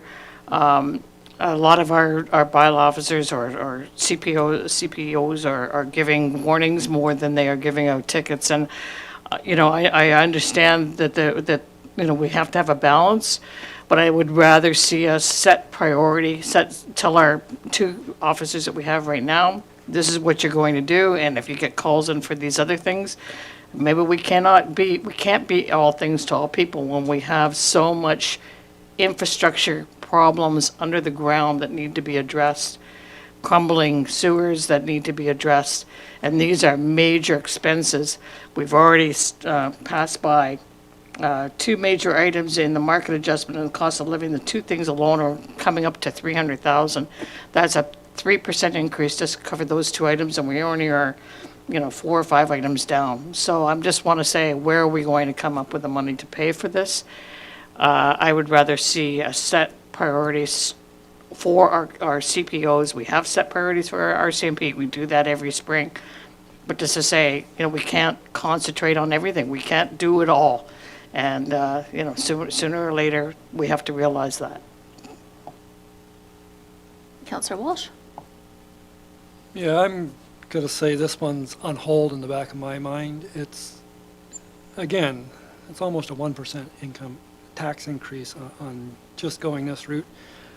I may consider at the end of the day a bylaw officer, but right now this is on hold for me as being part of the budget. Councillor Daly? Thank you, Director Lindeman. I'm a firm believer of looking at what the problem is and where the pressure is being exerted onto, whether it be protective services or whether it be operations or whatever.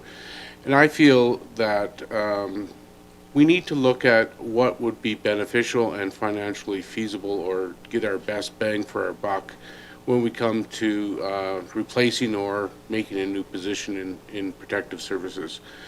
I agree somewhat with what Councillor Cummings has said. I agree somewhat with what Councillor Ryan has said. And I believe that by throwing money at a problem, maybe we're not hitting the target. And that maybe we need to take a more in-depth look into the operations of protective services and what would be more beneficial, whether it's a CPO1 or whether it's a bylaw officer, whether it's an administrative clerk. What is it that we need in there to take the pressure off and be more efficient in this department and address more complaints? So support to the CPOs that we have already may be a solution. Addition to CPO might be a solution, or a bylaw officer. I'm not the educated one to make that decision, and I'd like to hear from Director Andrew, maybe in a follow-up of a plan going forward with the futures of protective services. Councillor Wilson? Thank you, Director. And if we take the vote immediately as in now, I would say I'm a no on this for some of the reasons already put on the table. I would say that to me this will be an annual review.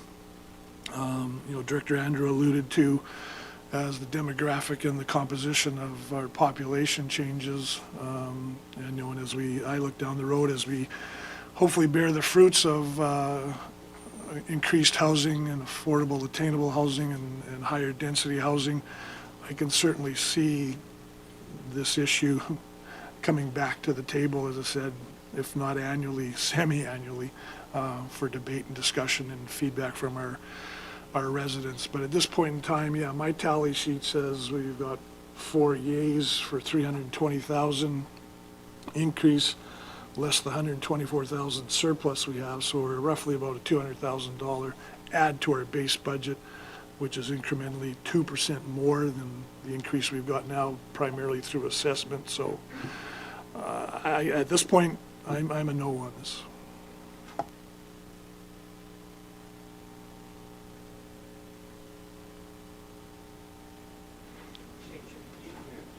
All right, we will move on to the next item.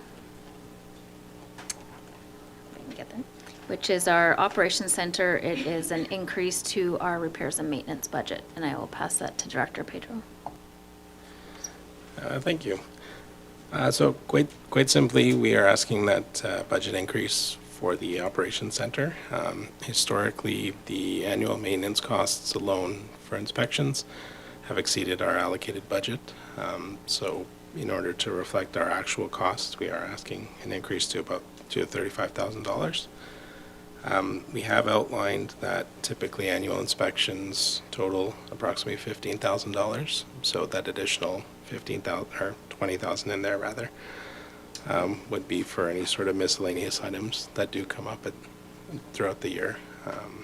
given that it is a relatively new building. We don't forecast any major items, but of course, things do break down, and those are important that we have some funding available to repair as needed.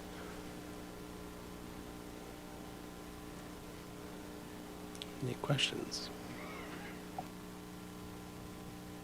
No? Seeing no questions, we'll move on to the next one. This one is radio replacement, and again, I will pass that to Director Pedro. So this one speaks to replacement of about 12 radios that are in our inventory. Those radios are over 20 years old, so they are experiencing quite a few technical difficulties to the point where they're not lasting the entire duration of a shift. This certainly creates issues during the winter when we have operators needing to come back to the op center and pick up new radios. So certainly some inefficiency there. And so it is about time to replace those units.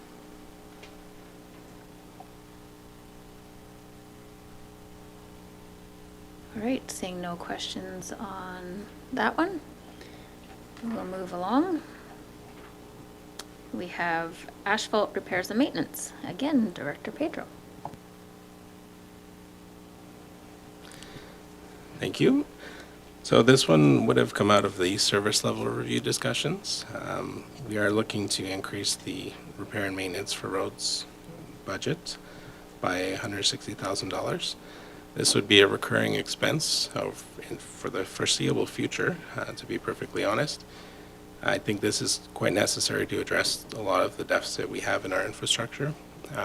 We do appreciate that there won't be any major capital work on the roads for 2024. However, we will be looking at getting a bit more creative in our preventative maintenance on the roads, whether that be spray patching, microsurfacing, or other methods. That remains to be seen, but we do need the funding to at least keep us going incrementally there. Councillor Ryan? Thank you, Director Lindeman, and through you to Director Pedro, right?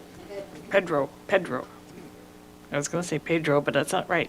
Yeah, sorry about that. I'm just wondering if this is, the 50,000 would be for contracted services, which we understand, but would be an operating, but just to correct me if I'm wrong, on this maintenance, the spray patching and the microsurfacing, could that not be under capital? No, those would be just repairs and maintenance, operating, yeah.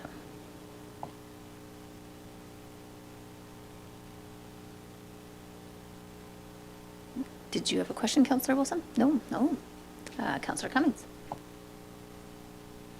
I'm going to throw a wild question out there. If we had a big bucket of money, how much more would you need just to maintain the damage that's occurring each year on our roads, in your estimate? That's a great question. Certainly depends on the scope. If we're talking just preventative maintenance, you're probably looking at, well, I would say at least $70 to $80 million. So, and that's without looking at the full asset management program, exactly what all the deficiencies are. That's just my interpretation, just driving around and taking a look at all the asphalt there. There's quite a few, in my opinion, that are not going to be conducive for preventative maintenance, and so we would have to make some decisions there. But yeah, it'd be quite a bit. All right, Councillor Daly. Thank you, Director Lindeman. And I'm going to ask a more realistic question. What is your KPI, or what is your expectation of what this amount of money is going to do in the grand scheme of things when it comes to road maintenance and repairs? So KPIs, the intent would be to develop sort of more firm metrics. My understanding up to this point, it's been really based on visuals and complaints. So what I would forecast is we look at doing more comprehensive condition assessments. We look at what the surface condition is, the cracks, any sort of previous maintenance that's been done, level of service in terms of what the current traffic volumes are, how old the road itself is. One consideration when you're doing asphalt maintenance is the condition of the underground as well. You don't want to make any major investments if the underground needs to be replaced as well. So hashing out those details, I think, would speak to the KPI side of that question. In terms of what this money will do, it's going to limp us along, for lack of a better term. This would be just to increase crack sealing, spray patching, very minor preventative maintenance. Is not going to cover the whole town by any means. So it'll allow us to do a little bit more. But I could see in the future us needing to increase this amount as well. Thank you. Councillor Wilson? Thank you. And further to that point, Director, but we do have an inventory list of hot spots, trouble spots, areas to focus once we get through the thaw and the freeze in the spring and hit the ground running. Because again, you referenced the need to do some assessments and reviews, which would be time consuming, and I don't know if we have the capacity or that's part of the contractor, but we do have a hit list already, right? That is correct, yes. Yes, I'd like a little bit more detail in that list, but we do have an ongoing list every year.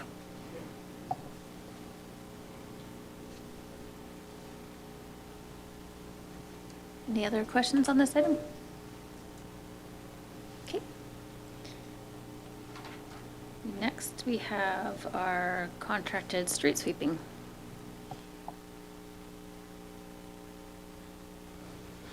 Thank you. I believe this one also was part of the service level discussion. So in consideration of the fact that our sweeper unit is fairly unreliable, it was in service for very little this year. And so it does experience a lot of downtime. And not to mention the fact that we occupy one staff for about 2.5 weeks, 2.5 to 3 weeks each session, so whether it's spring or fall. To do that street sweeping, we are looking at doing a trial period for contracting that out. We are estimating that the $40,000 would cover essentially one round of street sweeping, and we would look at getting that done in the spring, and then seeing how that creates some efficiencies on our side by not having to do that.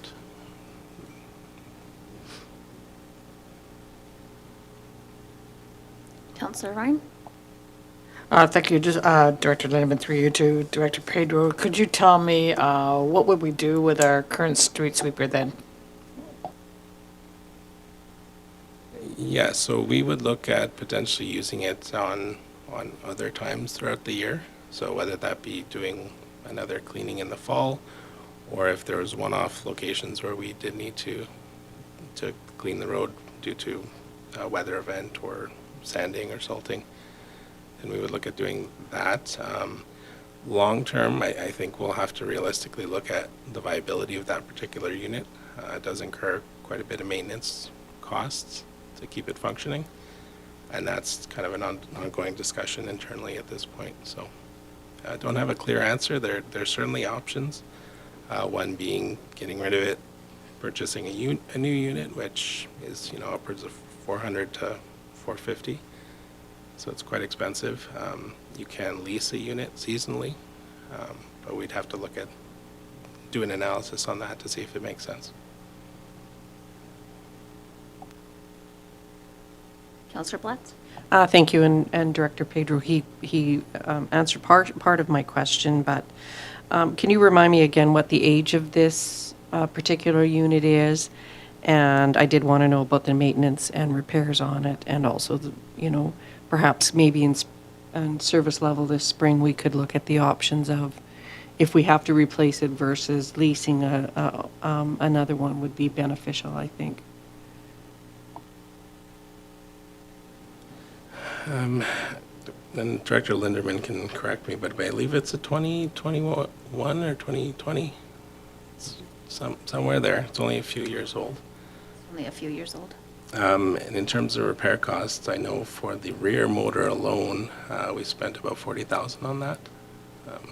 And a unit with the hours and how old that is, it shouldn't be incurring those types of costs. So I will note that we are currently dealing with a few different vendors on different options for that unit, as well as potentially new units in the future. So we can certainly bring that back.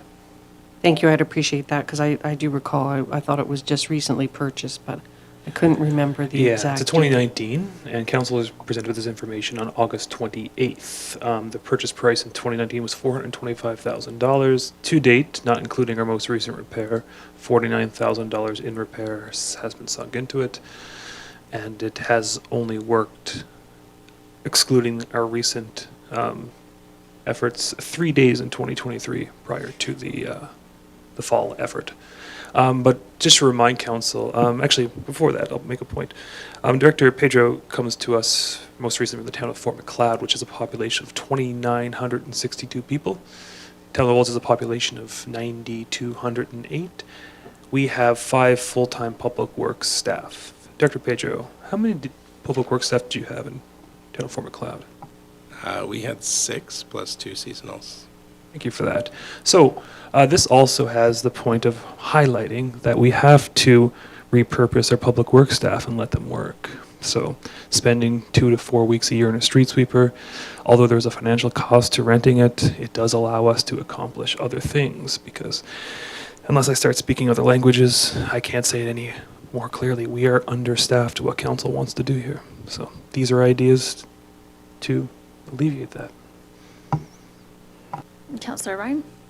Thank you, Director Lindeman. Well, clearly, from that information, we have a lemon here.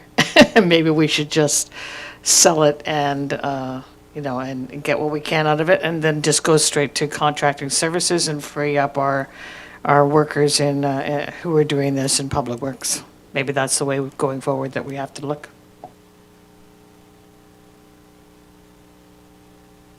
Councillor Cummings? Just a comment here. So I do see on the project sheet that this is a pilot project to collect data on the efficiencies and effectiveness of this process.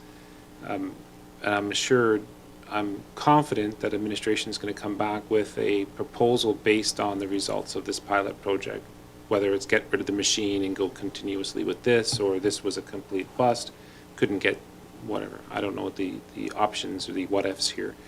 So I'm definitely looking forward to seeing a result-driven decision next year based on this pilot project.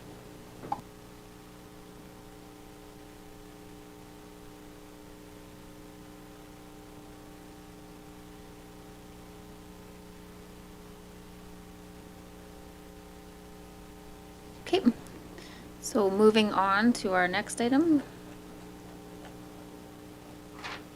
We have our pavement assessment. Thank you. So this ties into our future upcoming asset management program. So an integral part of that is actually doing condition assessments. And these would be a little bit more robust than what we're doing internally. And so we are asking council to fund a one-time cost of $60,000 to complete a third-party assessment of the entire town asphalt infrastructure. The benefit of this project would be that it would give us some baseline data for when we do implement the asset management program. And at that point, we could determine what our priority or a better priority lists and kind of build it from there on an annual basis using this information.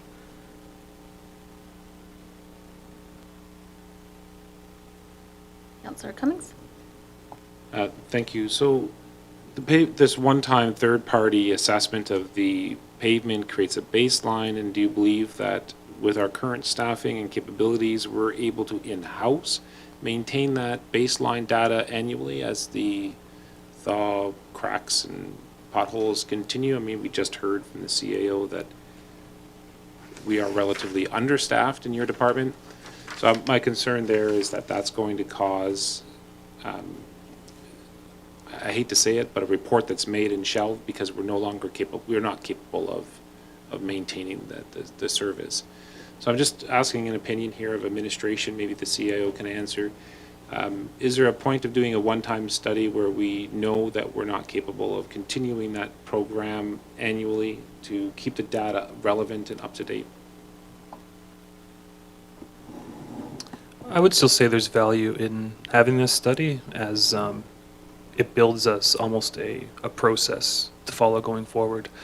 We do have to, as Director Pedro mentioned 1 or 2 items ago, achieve a better annual triaging of our priorities on asphalt repair specifically. And I think even though it's not built yet, that this will provide us with the necessary data to then overlay that with our annual inspection process. It won't be as, I guess, in-depth as this engineering assessment will be, but I'm confident that on the administrative side, we have the adequate resources to do something like this. The execution side, not so much.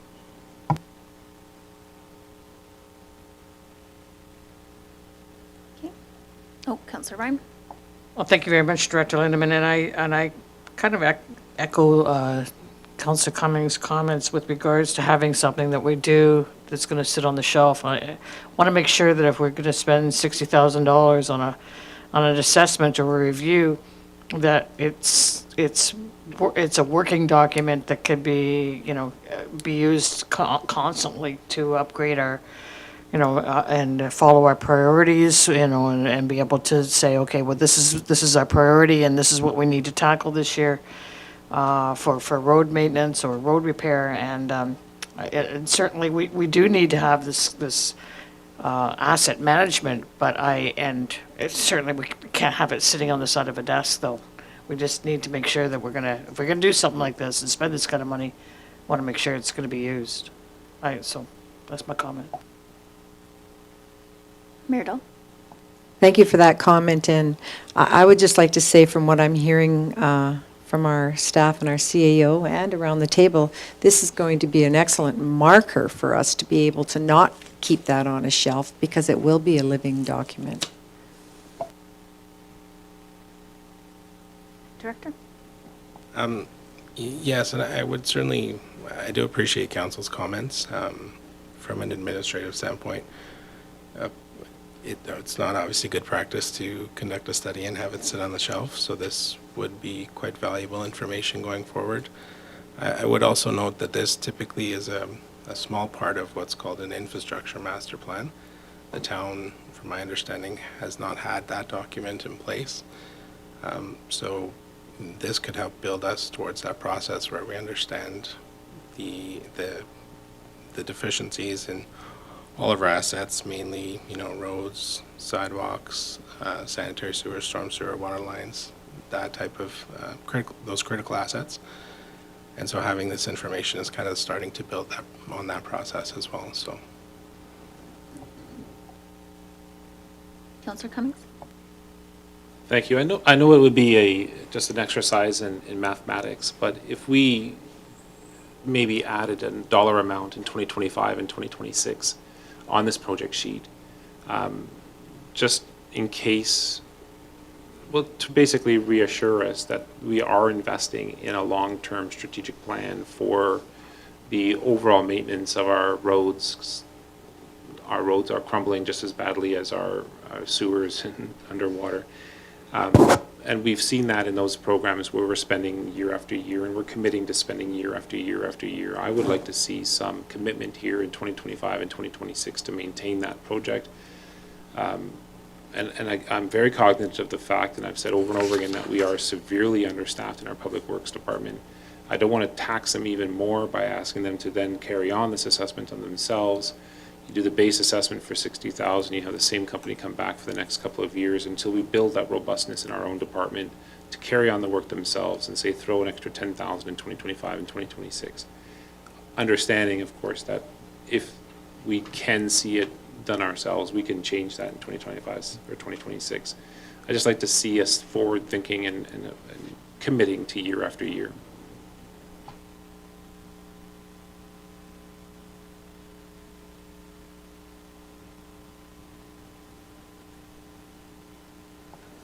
To be honest, I'm not sure we should be allocating or projecting that at this point. I think the intent behind this exercise was just to establish that baseline. With the asset management program, and you're going to keep hearing me throw that out there, but essentially part of that process is determining what mechanisms are going to be in place that both our Public Works Department and potentially, Manager of Infrastructure and Planning and the upcoming CET that we're looking to hire, that will tie into that function, so it won't solely be on the one department. So I would be a little hesitant at this point to make it a multi-year decision. Okay, Councillor Daly and then Councillor Wilson. Thank you, Director Lindeman, and through you to Director Pedro. You took the words out of my mouth. Here we are, we're talking for some time now about asset management and getting on board with this and getting this base built and so that we have good information. And I think this is a strategic part of that in our road systems, is to get this baseline set as to what we have now and what we need to work on into the future. And then we can answer Councillor Cummings' questions about what is required in the next 5, 10, 15, and 20 years. So I'm on board with this. Thank you. Councillor Wilson? Thank you, yeah, just, perhaps you could help me connect the dots. So is not to some extent, or am I totally off base, this pavement assessment, is this not a critical piece of the foundation for the asphalt and road repair maintenance program that we've got, which we've got 160,000 notionally set aside for the next couple of years, including 2024? So is this not kind of the foundation, and then once we climb our way, crawl our way, scratch our way out of this financial conundrum we're in, then we've got hopefully millions of dollars annually that we can devote to asphalt repair and maintenance and sidewalk? Or am I missing something in all this? No, well said. That's quite correct. This process would help streamline our current process and focus it a little bit better, just to move that along. So you are correct in your assumptions.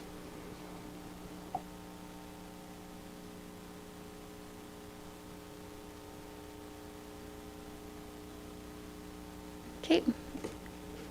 Our next item is Public Works Operator, FTE.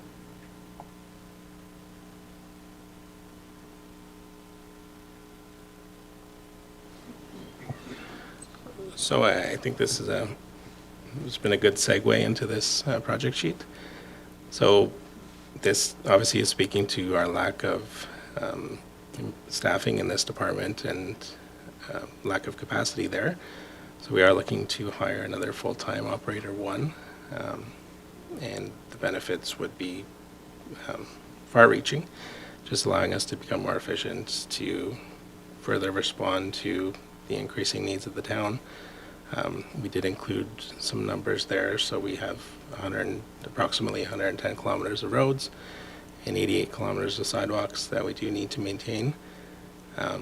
The interesting statistic that we did pull was that in 2022 we had 98 reported problems for the Public Works Department, and in 2023 to date we have 222.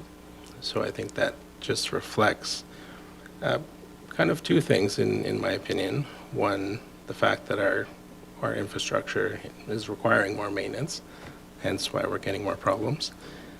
And could also reflect that people are more engaged with the reported problem system as well.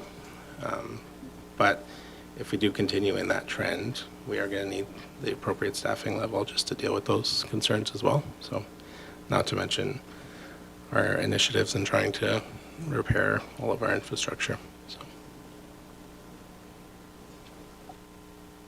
There was a tie over here. We'll go Councillor Blatz and then Cummings. I just want to say that I fully support this. I think it's a necessity that we need within our organization, and we've heard this through the organizational review, and our CEO has made several comments in this direction prior to this, seeing this project sheet. So I think it is something that council just needs to accept and move on. Councillor Cummings?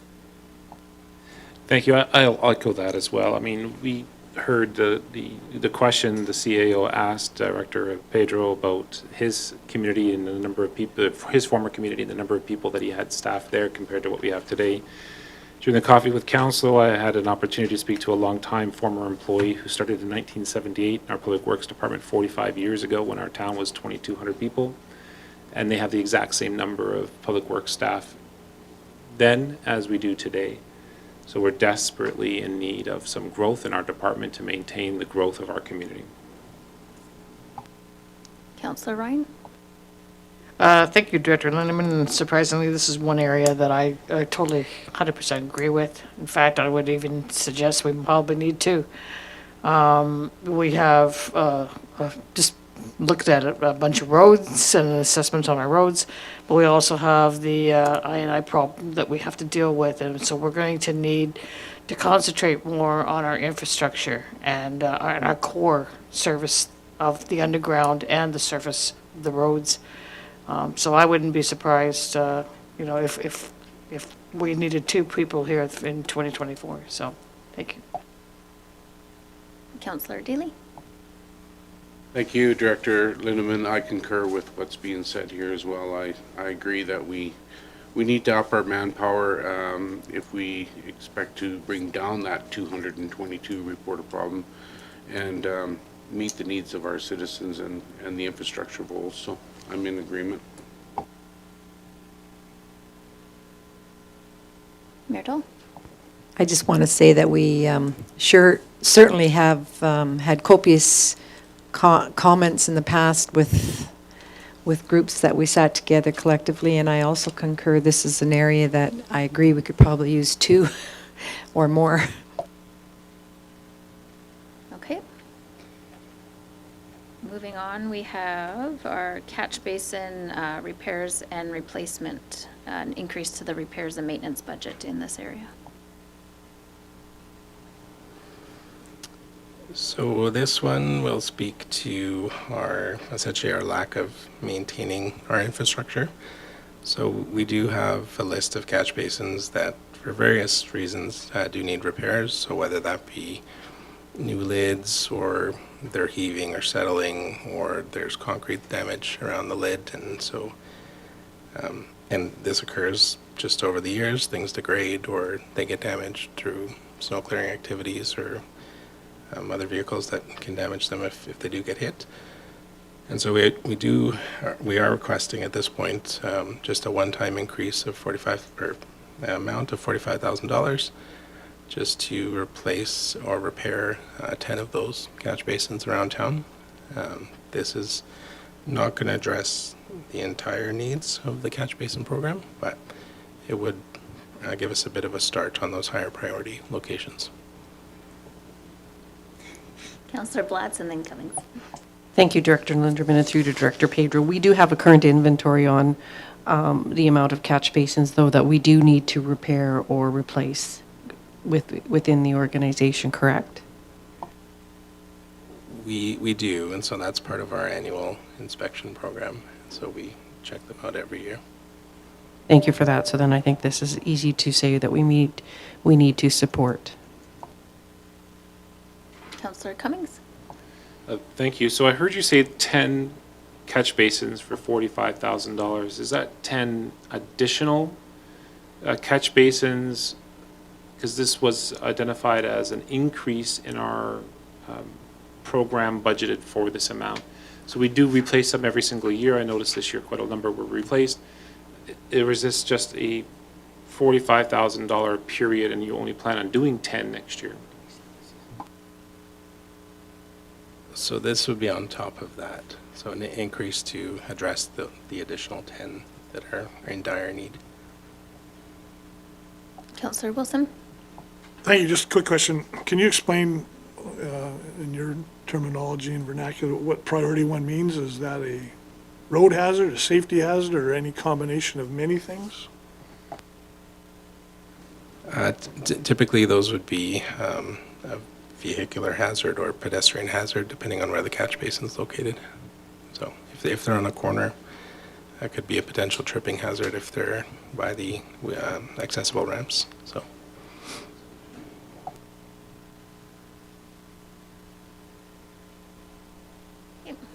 Moving on. Our next item is utility dig repairs. Yeah, so this is similar to the previous request. So another 10 locations where we've had utility digs. Now, typical practice has been the utility dig is completed, it's backfilled, it's compacted. However, the full remediation has not taken place at that time, so it's left to sit. Now, what happens, they're not repaired over the years, so we now have an inventory of 10 locations that are deteriorating, and variable scope depending on location. Most will need asphalt, recompaction, they may need curb and gutter, they may need sidewalk, landscaping. So in order to get ahead of those repairs and to get us to a point where we're actually changing our procedure in handling those, we want to get rid of these 10. And then going forward, the intent would be to change that program where we actually complete the full reclamation of that repair, likely in the same year. So. Councillor Ryan? Thank you, Director Lindeman, through you to Director Pedro. Are these utility digs are done by us, the town of Olds? Okay. Correct. Councillor Daly? And I may need to be corrected here from fellow councillors, but I remember back when we bought the IR paver, that this was going to be one of the uses of the IR paver is to go back and catch up on some of these utility digs and asphalt repairs that are outstanding. Is this money in addition to the operation of the IR paver, or is this money is to support the operation of the IR paver and rectifying these deficiencies? So this would be to completely contract the reclamation, so it wouldn't be including the town's IR paver. So that certainly is an option, but then we would take away from other locations where that paver would be used. CAO? Thanks. And just to Councillor Daly's point, I know I wasn't here when council debated and approved the IR paver purchase, but for utility digs, those larger repairs, that's not necessarily the best purpose of the IR paver. Some of these utility digs are 10 by 10 kind of pieces. For the IR paver to tackle that, the time would be not worth it. It's much better suited to smaller potholes, map cracking, and seam separation and whatnot. Councillor Daly? Supplemental, please. To Director Pedro then, and maybe CAO then, so if we're going to contract these larger jobs for the 75,000, then the IR paver would be concentrated on the day-to-day maintenance of our roadways and maybe alleviating some of those public concerns that we keep hearing about the condition of our roadways. Can we expect the IR paver then to be more committed, I guess, to the roadway maintenance? That would be the intent, and that ties into the whole pavement assessment discussion as well. So just prioritizing those repairs.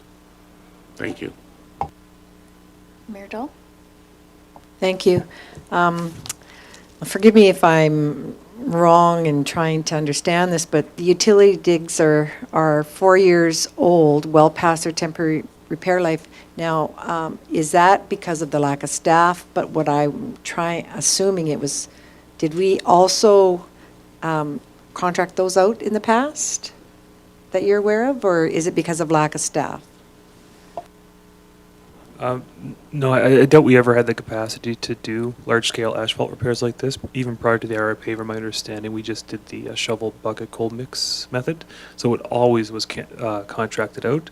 But as we're seeing, unpacking, and Director Pedro could certainly speak further to this, we never quite had our priorities caught up before we went off to the next thing.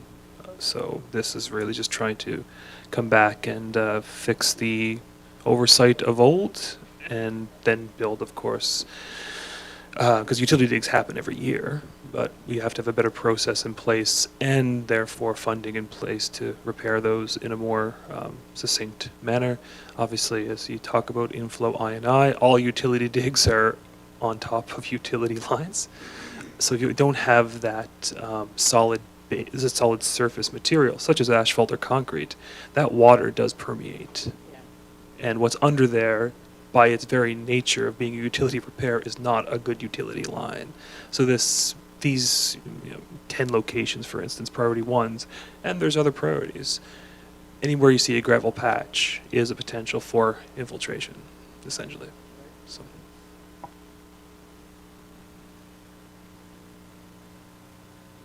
Okay. Moving on to our next item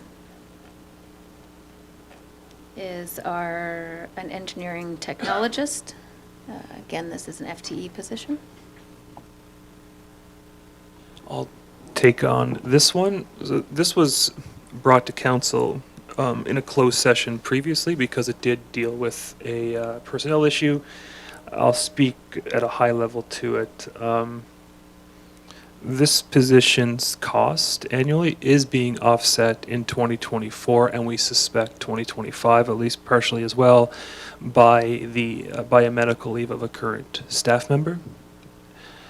And given we only have one CET on staff at present, there hopefully will be some overlap period with two CETs, but not having a CET for the organization is just not advisable right now. We do need someone to carry on this infrastructure and planning work, and it can't all fall to the director, unfortunately, given the need for focus on operations, support, and what have you.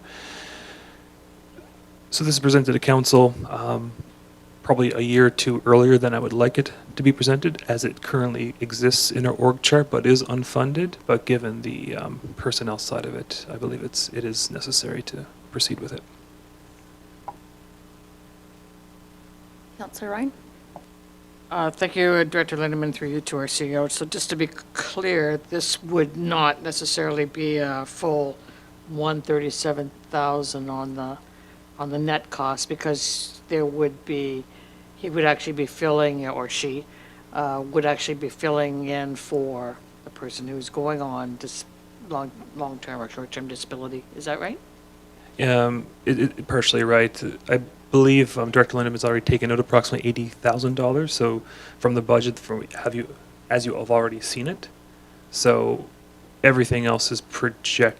So 137 will be, for today's arithmetic, full 137 on top of the tally that you're keeping. So approximately 1% plus tax increase.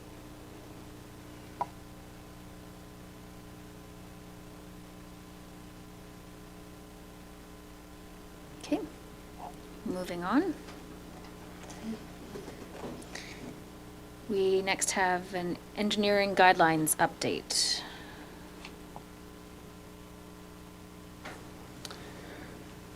Okay, so getting back into the engineering studies, this one will not be sitting on the shelf. So we are looking to update our current standards. Our current standards are based off the 2018 Red Deer guidelines. They've been updated in 2023, so typical practice with engineering guidelines, you don't want to see them be older than, say, 5 to 6 years at the most. Just given the way that construction specifications change or typical design changes, you do want to keep updated in that document so that you have an up-to-date document when dealing with development, whether it's internal or through a private developer. So we are looking to get that done next year. And I will just note, in the project sheet, we have this project going as grant funded, so it would only go if funding is found and available. Okay, moving on to our next item. is a land use bylaw rewrite. So on the planning and development side, our current land use bylaw is much older. So it was adopted in 2001, has seen countless amendments since then. So on the same note as the engineering guidelines, this is a document that needs to be updated. Typically, and to be perfectly honest, I haven't seen one that is this old. Typically, you don't want to go more than 8 years, kind of that 5 to 8 year max. And that's just given how much planning and development changes.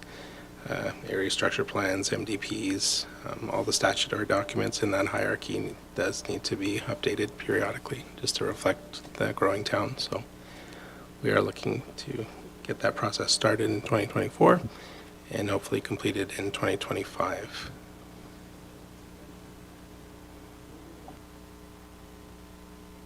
CAO? Thanks, Sheena. And just to add on Dr. Pedro's comments, the grant funding, it's the same grant that we have applied for already for the engineering guidelines rewrite.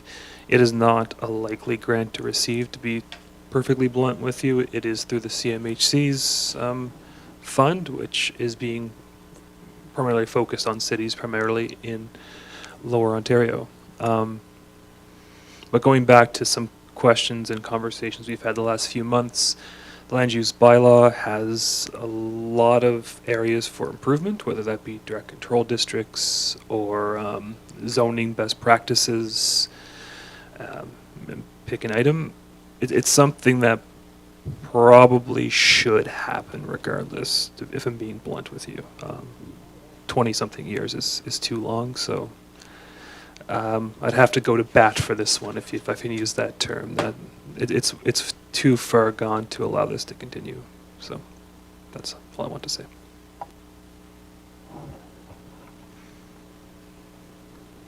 No questions on that one? All right, I would suggest maybe we break for lunch now. I'll pass that off to Lunch is you. outside. Okay. Mayor? Thank you very much. Thank you, council and viewers. We will take a recess for 30 minutes. Is that too long? Okay, 45 minutes, and we'll return back in 45 minutes. Thank you.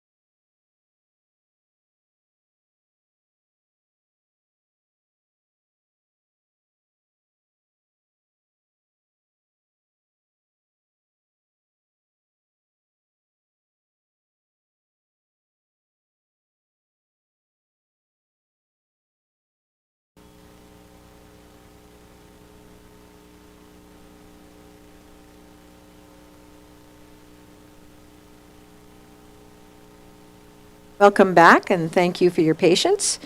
I will now turn the meeting over to CEO Williams. Thank you, Mayor Dahl. This project paper is for a retail gap analysis. This came up previous to council, and we believe it is a valuable tool to have in our economic development portfolio and will help us approach the commercial sector and developers and provide them with information that's generally more readily available in larger centers that they will pay for themselves, but Olds being a smaller center, something that we could help do the legwork on. So this analysis is estimated at $25,000.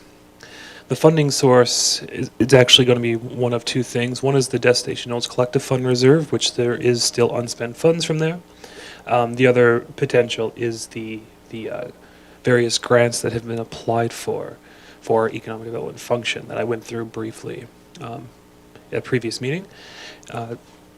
Unsure of the exact source right now, but we do feel it's a valuable tool and would take any questions on that.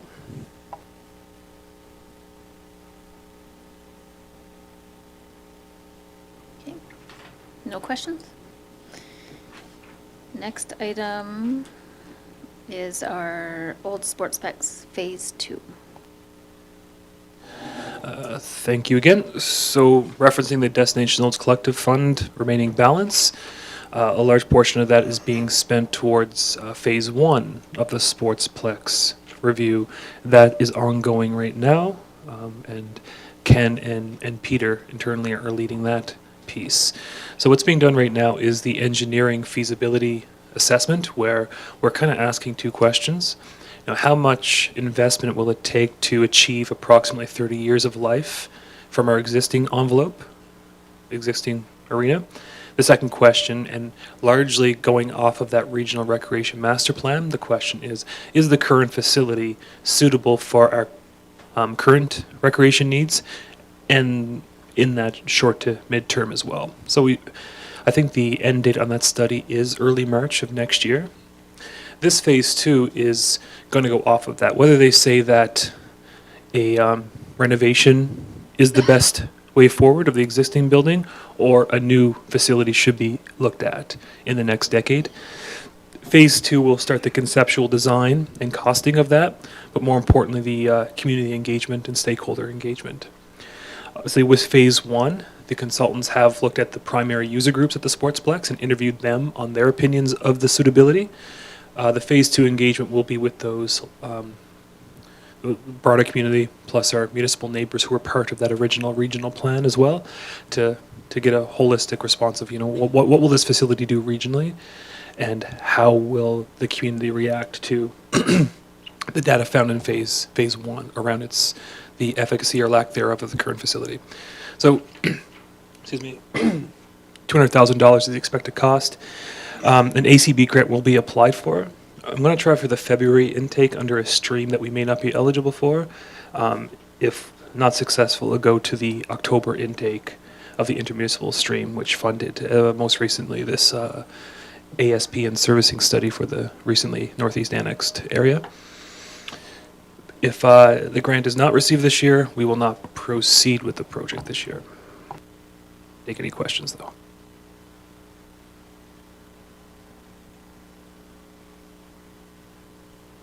All right, no questions? Okay.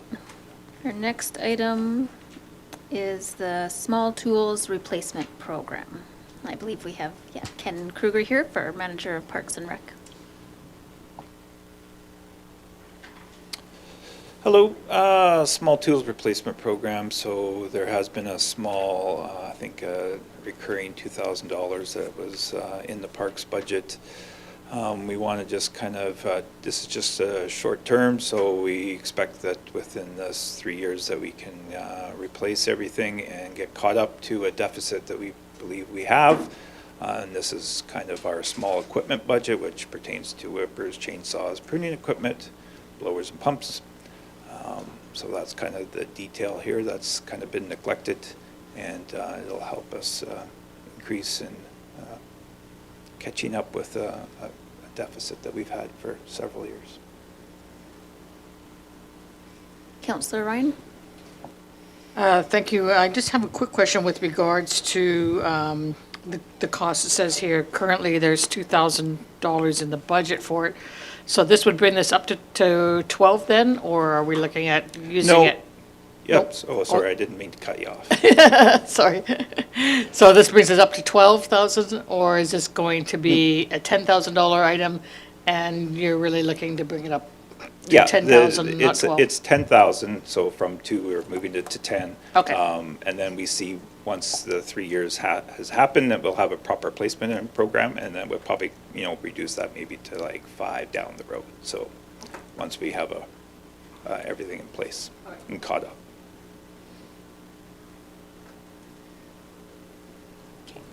Seeing no other questions, we'll move to our next item. It is summer vehicle leasing. So we have done this in other municipalities, but there was a push on, we do have our regular fleet.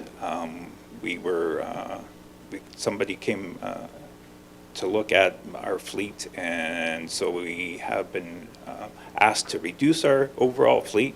So I have found 3 different vehicles that we feel that we no longer need or are in repair anyways. So we're going to reduce our overall fleet, but we still need from that May to August to get around staff. So this is kind of the short stopgap. Instead of replacing a $60,000 vehicle, we are looking at just renting in a short period of time to get everybody around when we have the increase in staff, especially during the summer.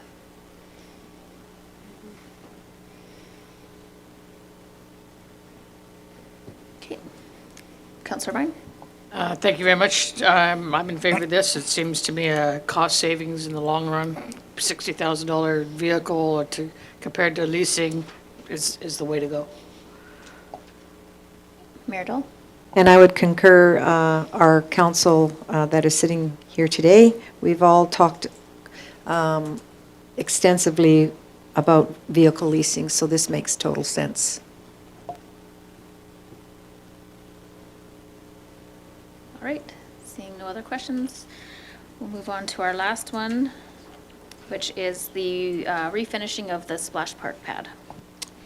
So the last one is our splash park pad. It has a concrete pad, obviously. There is some deterioration in that pad, and the joints are cracking, and we're getting infiltration into the sub-base.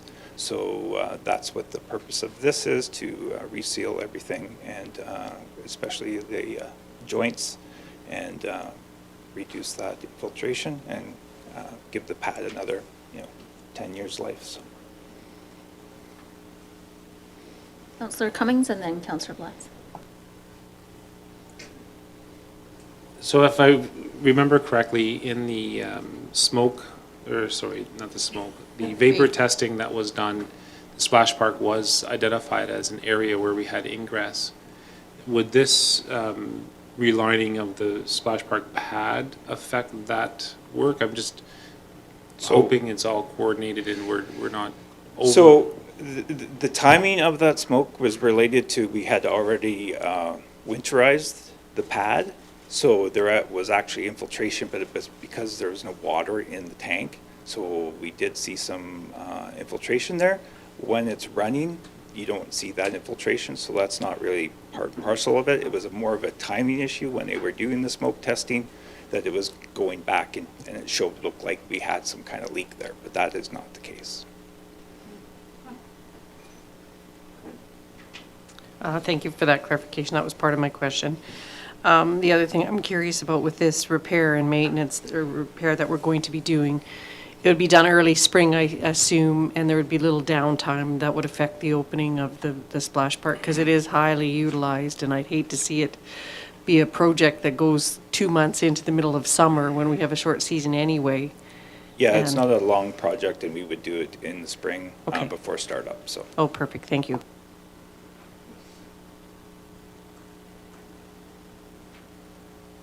Okay. Perfect.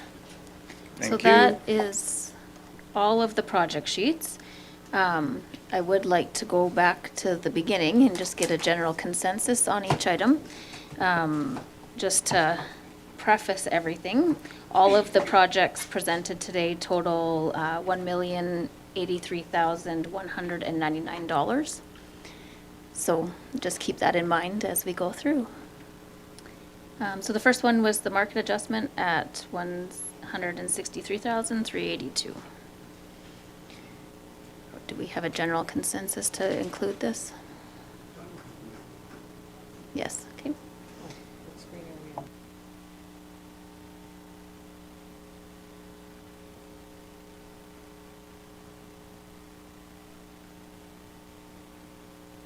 The next item we had was the cost of living. We had it in at 2%, which was $130,112. Be looking for consensus on that. Councillor Blatz?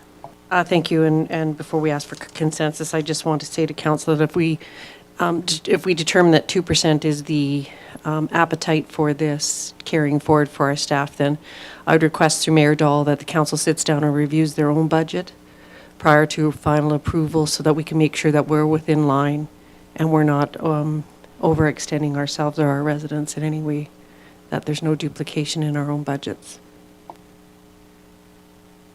Thank you, Councillor Blatz. Council does review their budget every year, but if you wish to extend that, I'm certain we'd all like to sit down once again and add to it. Well, I'm not talking about adding. I just want to make sure that we are all on the same page as that before we finalize the budget, that council is within their spending limits. And I would request that council that sits down together and just reviews our budgets one last time. Yes, I have had a conversation with our Director Linderman in that regard, because I'm not sure we all just, when we finished, sent them back to our Director of Corporate Services for just some adjustments in some areas, and I would concur that we do need to just touch base on that.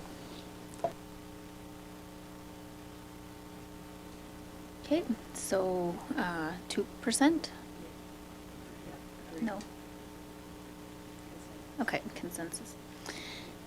Next item was the budgeting software at $18,375. Okay. Municipal intern?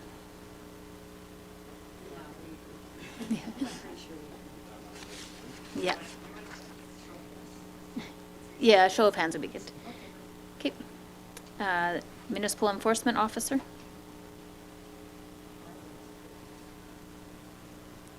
So we have 3. Okay, so no consensus there. Okay. The operations center, repairs and maintenance increased.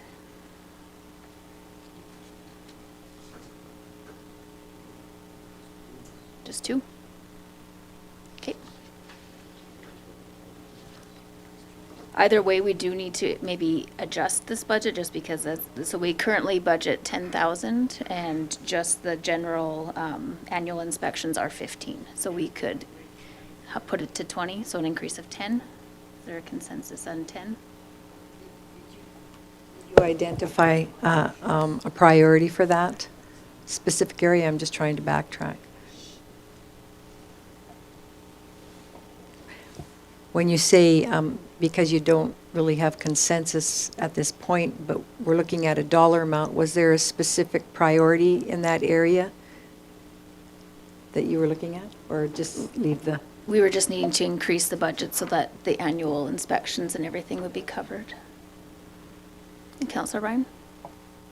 Thank you, Director Lindeman. I think from my perspective, I look at it and say, yes, we need to cover that 15,000, but, have a little bit in the budget for any kind of incidental thing that comes up, maybe do it at 20.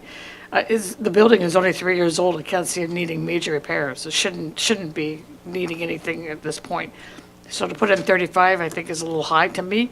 I'd be more comfortable sitting at the 20 to cover any incidental that came up and cover the 15,000 in your inspections. Okay, and so if we have it in at 20?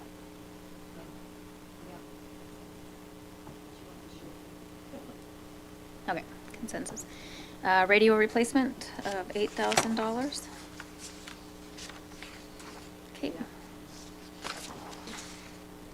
Yes, Councillor Wilson. At this 11th hour here, but could this be a capital?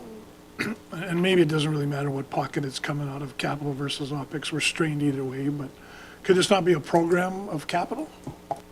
It could. You would have to pool them all together in order to meet that threshold, and then you need to keep an inventory and the ins and outs and et cetera. So it could. But again, yeah.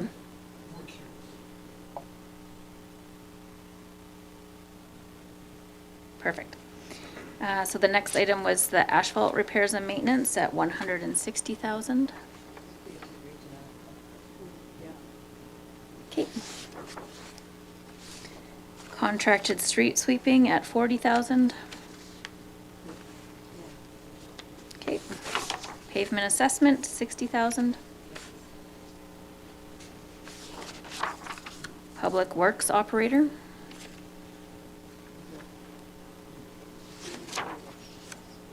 The catch basin repairs and replacement at 45,000.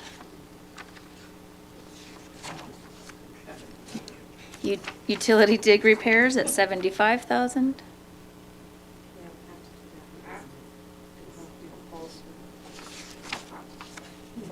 Engineering technologist position. The engineering guidelines update. Now this one again was said to be grant funded, so we can specify either way, yes? Only if grant funded? Okay. Land use bylaw rewrite.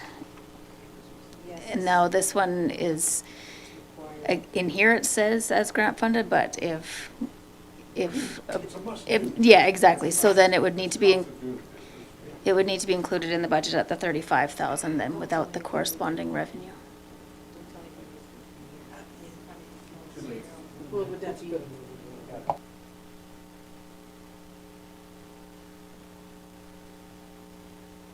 Okay, so there's a consensus on that? Yes. Okay, we have to put an answer. The retail gap analysis, now again, this one was funded through either reserve or grants.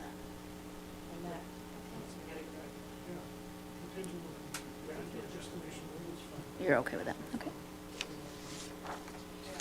Old Sportsplex Phase 2, again, grant funded. Yes, Councillor Blatz.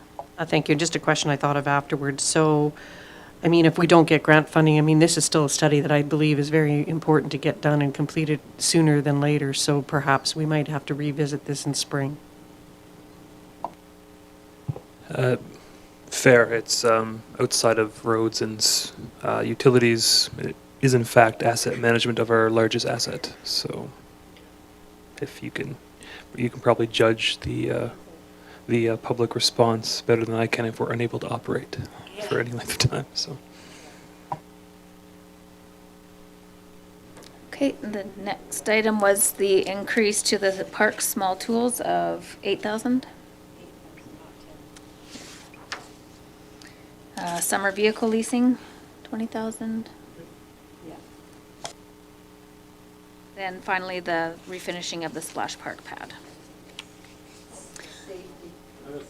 All right, so. Councillor Cummings, yes? So just a quick question on the refinishing of the splash park. I know that CEO Williams, you had mentioned before adding an inventory of facilities like this in the ICC with the town or with the county. Is this an easy ask to ask the county to help us with this repair? I'll give the best answer I can. As it sits right now, certainly to the end of 2024, the avenue the county has is their capital share grant program where you apply. I believe there is a threshold for minimums on that, any repair over X dollars. I don't know what that is precisely, so I'm unsure if it would work in 2024. Certainly but even that the splash park isn't even part of our current facilities agreement, so the county doesn't contribute anything to it, operating or capital. 2025, we hope to add, Centennial Park assets into our facility inventory with the counties, under the county's agreement. And something like this would theoretically, if the county agrees, be, 23% cost shared. So, so there is an opportunity for $1,800, $1,600 perhaps, but I think the pad is probably not worth waiting a year for that dollar amount, I would say. Meredith? I would caution us speaking to an easy ask in the future. It's all through ICC and negotiating as well. Councillor Ryan? Thank you, Director Lindeman. I was just wondering, Mayor Dahl, maybe you can speak to that too, just to go a little bit further from what you just commented on. Would the Sportsplex Phase 2 be a possibility of approaching having the county cost share on that? Went through the ICC agreement. I'm not sure if that's in your realm to have a conversation with it or not, but I mean, the county does does contribute to that building, and we do have county residents who use it, so it might be something that we could pursue. I think if council decides to go with it unfunded from grants, we can ask the county for sure. Even my preference with the town doing it is that ACP be the mechanism we use, just because it's really what it's used for. The county has offered a letter of support for this ACP application already at their last council meeting, so they are partnering for sure on the non-financial side. So, and they do recognize, and I think someone appreciate that we are taking that 10-year glimpse that we can't afford to do anything for 10 years, but we have to start planning now. But I think there's certainly always open conversations, I'm sure. But, yeah. Okay. So we removed one item. So the new total is $1,033,199. When you take into account the surplus of $123,920, we are at $910,000 deficit. Okay, CAO? Thank you, Sheena. So, obviously, not a final decision today. We do have that large increase in assessment driven by inflation, plus our current tax rate, which is projected to fall based on whatever council's revenue requirements are. One thing that I generally don't recommend, but it's an option for council to look at, for the non-recurring expenses, you could look to reserves if you think the projects are suitable enough to fund the reserves. If you want to minimize that immediate taxation impact, of course you are just robbing Peter to pay Paul and pushing things down the road, but council does have to think about the short term versus next year midterm. And then, yeah, it's a tough situation. But I think those are our two obviously primary avenues right now: the taxation increase versus using reserves versus giving it some time and triaging it, this project list. So, Councillor Wilson? Thank you, Director. So, yeah, just to help me with my understanding. So if I think back to the morning and the opening remarks, so on base budget alone, residential, we were up 8%, and non-res, we were at 6.7. We've got incrementally the wish list of about $1 million, which roughly, as we all know, 1% equals 100,000, so another 10% there. So if we put all that together with a bow on it, we're talking 18% increase residentially and 17% non-res. I understand and appreciate the comment around the reserves. My angst is we have, in the last couple of years, done very little, if any, deposits to reserves. We've been net withdrawers out of reserves, and I agree we can certainly mitigate some of that pain by dipping into reserves, but I'm not sure that's a win-win game. We're just, I like that phrase of, and I want to say it, kicking the can down the road here now. to some respects, and maybe this is a little bit of a shock and awe budget that I never wanted to see, but it's a challenge for sure. And my concern, yeah, is we're talking now double digit, potentially 18%, 17% res, non-res, so.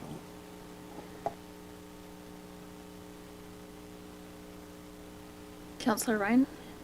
Thank you, Director Lindeman. What is in the account that has the, the cushion for the tax?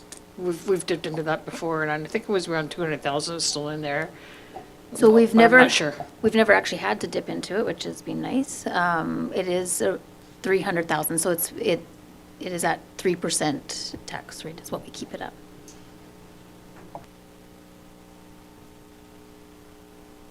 Councillor Cummings? Thanks. So I think most of the people in the room have an idea of my opinion on tax rate increases.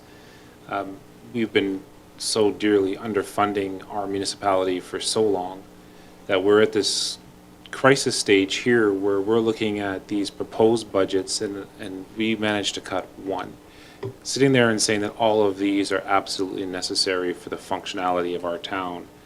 And with reducing as much as we can, laying off staff, terminating positions, we still are looking at a massive tax increase comparatively to what we're doing. But I'd like to remind everybody that we are still the lowest taxed municipality in our comparator groups.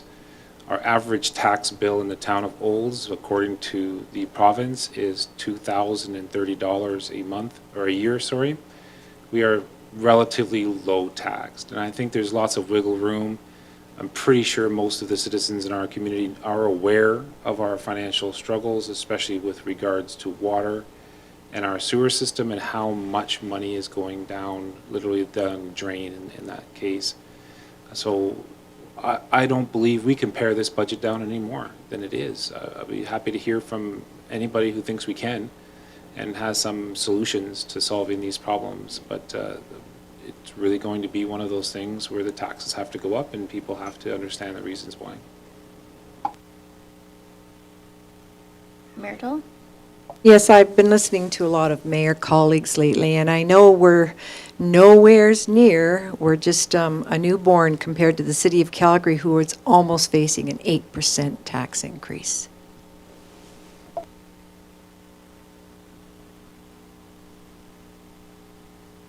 Councillor Ryan? Yeah, thank you, Director Lindeman. And I know this is painful to look at, and it certainly has been some items here that I'm simply just flabbergasted and appalled. The utility dig repairs that were never done. I don't know how that happened. The catch basins that were never repaired and kept up. Again, there are things that should have been done the council was not aware of. I think that, this is a time where we need to have these things replaced and repaired. It's not just for the safety of our residents, but going forward and maintaining what we have. I mean, we can't continue to allow these things to deteriorate. And while I am not in favor of massive tax increases, simply because a lot of people tell me that they're not, but there are times where you simply cannot go any further without having these things replaced and fixed. It's just, I can't think, I agree with Councillor Cummings, I can't think of anything on this list that I don't think is valuable. Maybe the municipal intern, but then that person is going to be doing some asset management, which is definitely needed. So I just don't see where there's no fluff here, is what I'm trying to say. There's no fluff here. This is all really needed items. Simple as that. Hard to swallow, but it is. CAO? Yeah, and just further to Councillor Ryan's comments, even though this $1 million or so represents, largely a tax increase or a need for additional revenue, going back to the base budget, and I'm not in the business of making people feel better, so don't expect that, but a little bit of perspective that in the base budget, just two items. You talked about the carbon tax increases. You talked about the RCMP increase. Those alone are 3+% of our taxation requirements just this year going up. So even though administration brought this budget cut, some of those things that, there's no sense bringing them to council because we don't have a choice. We don't have a choice on our electricity bill or on what the RCMP tells us to pay. That accounts for a significant increase in our expenditures, and it's beyond our control. So I would echo what Councillor Cummings and Councillor Ryan say. Like, this stuff is not sexy. This is not a new operations center or a new massive capital project or something. Exactly. These are pretty fundamental to any business. Councillor Wilson? Yeah, thank you. And yeah, I agree. There's, the budget has been pared down, the base budget and everything else has been pared down. It's just, yeah, not a pleasant story to tell to residents, regardless of whether we continue to maintain one of the lowest tax rates amongst municipalities or not. We all know that taxes and property taxes, the regressive nature of them, and the tax on paper wealth just further compounds that and has no bearing on people's capacity to pay. At the end of the day, this is going to hurt. There's no doubt about it. And I agree that the budget is as thin as it can be. There isn't a lot of excess or fluff or diamonds and jewelry, but this is going to be a tough financial hit for, I think, a number of families in this town, so.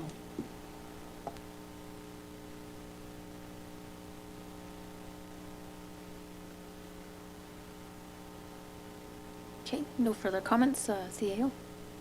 Okay, so then direction certainly for December 11th, but even for Monday, if council wants options brought back, obviously tax rates aren't set until April, so there's no final direction on that until that time.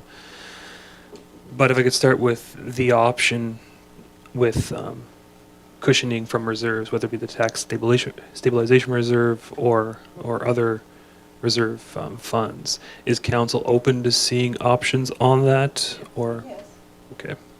So we can bring back something fairly short just to see what that looks like in terms of reserve versus taxation funding. The caveat is we won't be bringing forward any recurring items for reserve funding, as that gets you into a really poor practice. So, okay, so we should probably be able to get something into the Monday's agenda package in new business, just at least for information, and then we still hope that December 11th date is going to be sufficient for the final decision. Councillor Cummings? Thanks for the opportunity. Just a quick comment on reserves. So I did talk about reserves earlier today and my concern about depleting reserves, especially the tax stabilization reserve. And I'll say why. That's a big fear of the what if. It's been mentioned a few times, what if this breaks or what if that breaks? What if a line underneath our ice rink breaks? I think the estimated was over $1 million to fix that. If we budget into using our reserves to cushion the blow of our basic budget, we're not allowing for what reserves are intended for in my mind, and that's that, oh my God, this happened unexpectedly and we don't have the money for it. We either have to borrow it or we have to reserve it. With our interest rates so high right now, borrowing is not going to be a fun experience. I'd rather have some money in reserves to do that.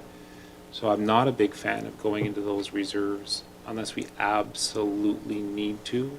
And I don't want to see them depleted to the point where we're not going to be able to manage those emergency situations that always seem to crop up, always seem to happen, just as it did this year when we had to dip into reserves for $1.5 million for our I&I issues.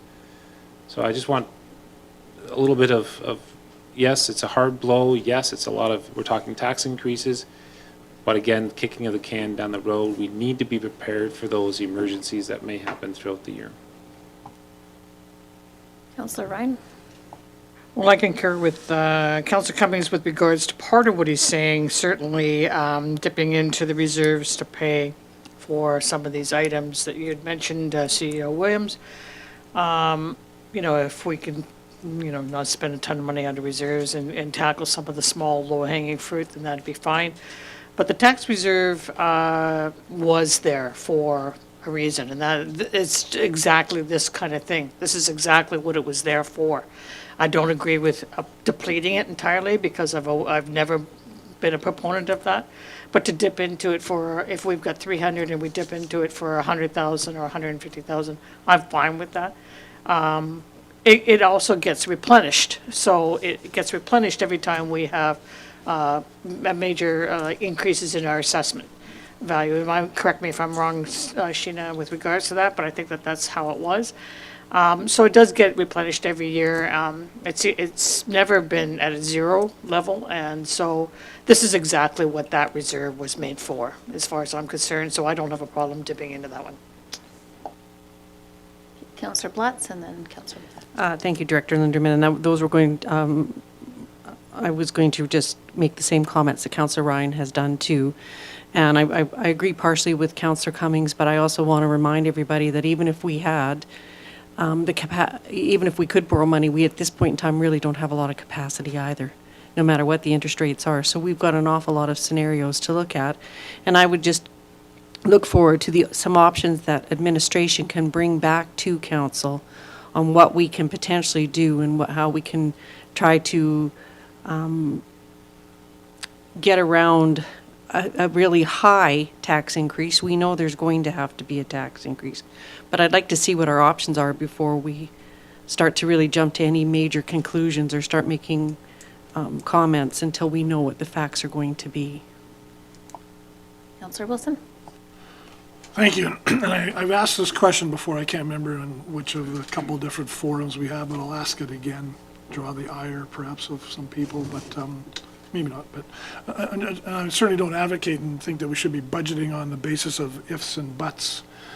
But I'll ask the question in terms of, are we hearing, thinking, feeling anything relative to additional funding, financing coming from the province in any form of LGFF or one-time monies? I know AB Munis has requested in excess of $1 billion on behalf of all municipalities to assist with infrastructure. Just wondering if there's anything in the pipeline potentially. Although again, I say not that we would budget on the premise of if or a but just wondering. Unfortunately not. No, there hasn't been no indication from the province that they're willing to deviate from the current plan for the local government fiscal framework. And that plan represents a 33% reduction in what we've become accustomed to in the last decade or more. And further to that, it represents even a more significant loss to us just because the LGFF and the previous MSI are a formula based on things like population and kilometers of roads and equalized assessment, and it affects us in the tune of 46% of capital funding. And if you look, just like rural municipalities have bridges that were all built in the same time span in the 50s, a lot of towns in Alberta, like Golds, has the majority of infrastructure, underground infrastructure, built in that early 70s periods. And now it's all coming due at the same time, not just for us and for many others. So it's the province probably should be stepping up soon, but whether they will, I haven't seen any indication at all. So I would not rely on that whatsoever.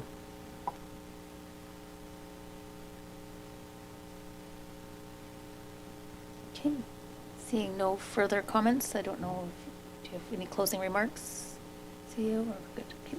I'll turn it back over to you, Mayor. Well, I'd like to thank administration and all viewers and council for all the input today for this special council meeting. And last chance to invite any further comments. Hearing none then, I will adjourn the meeting at 1:18 p.m. Thank you.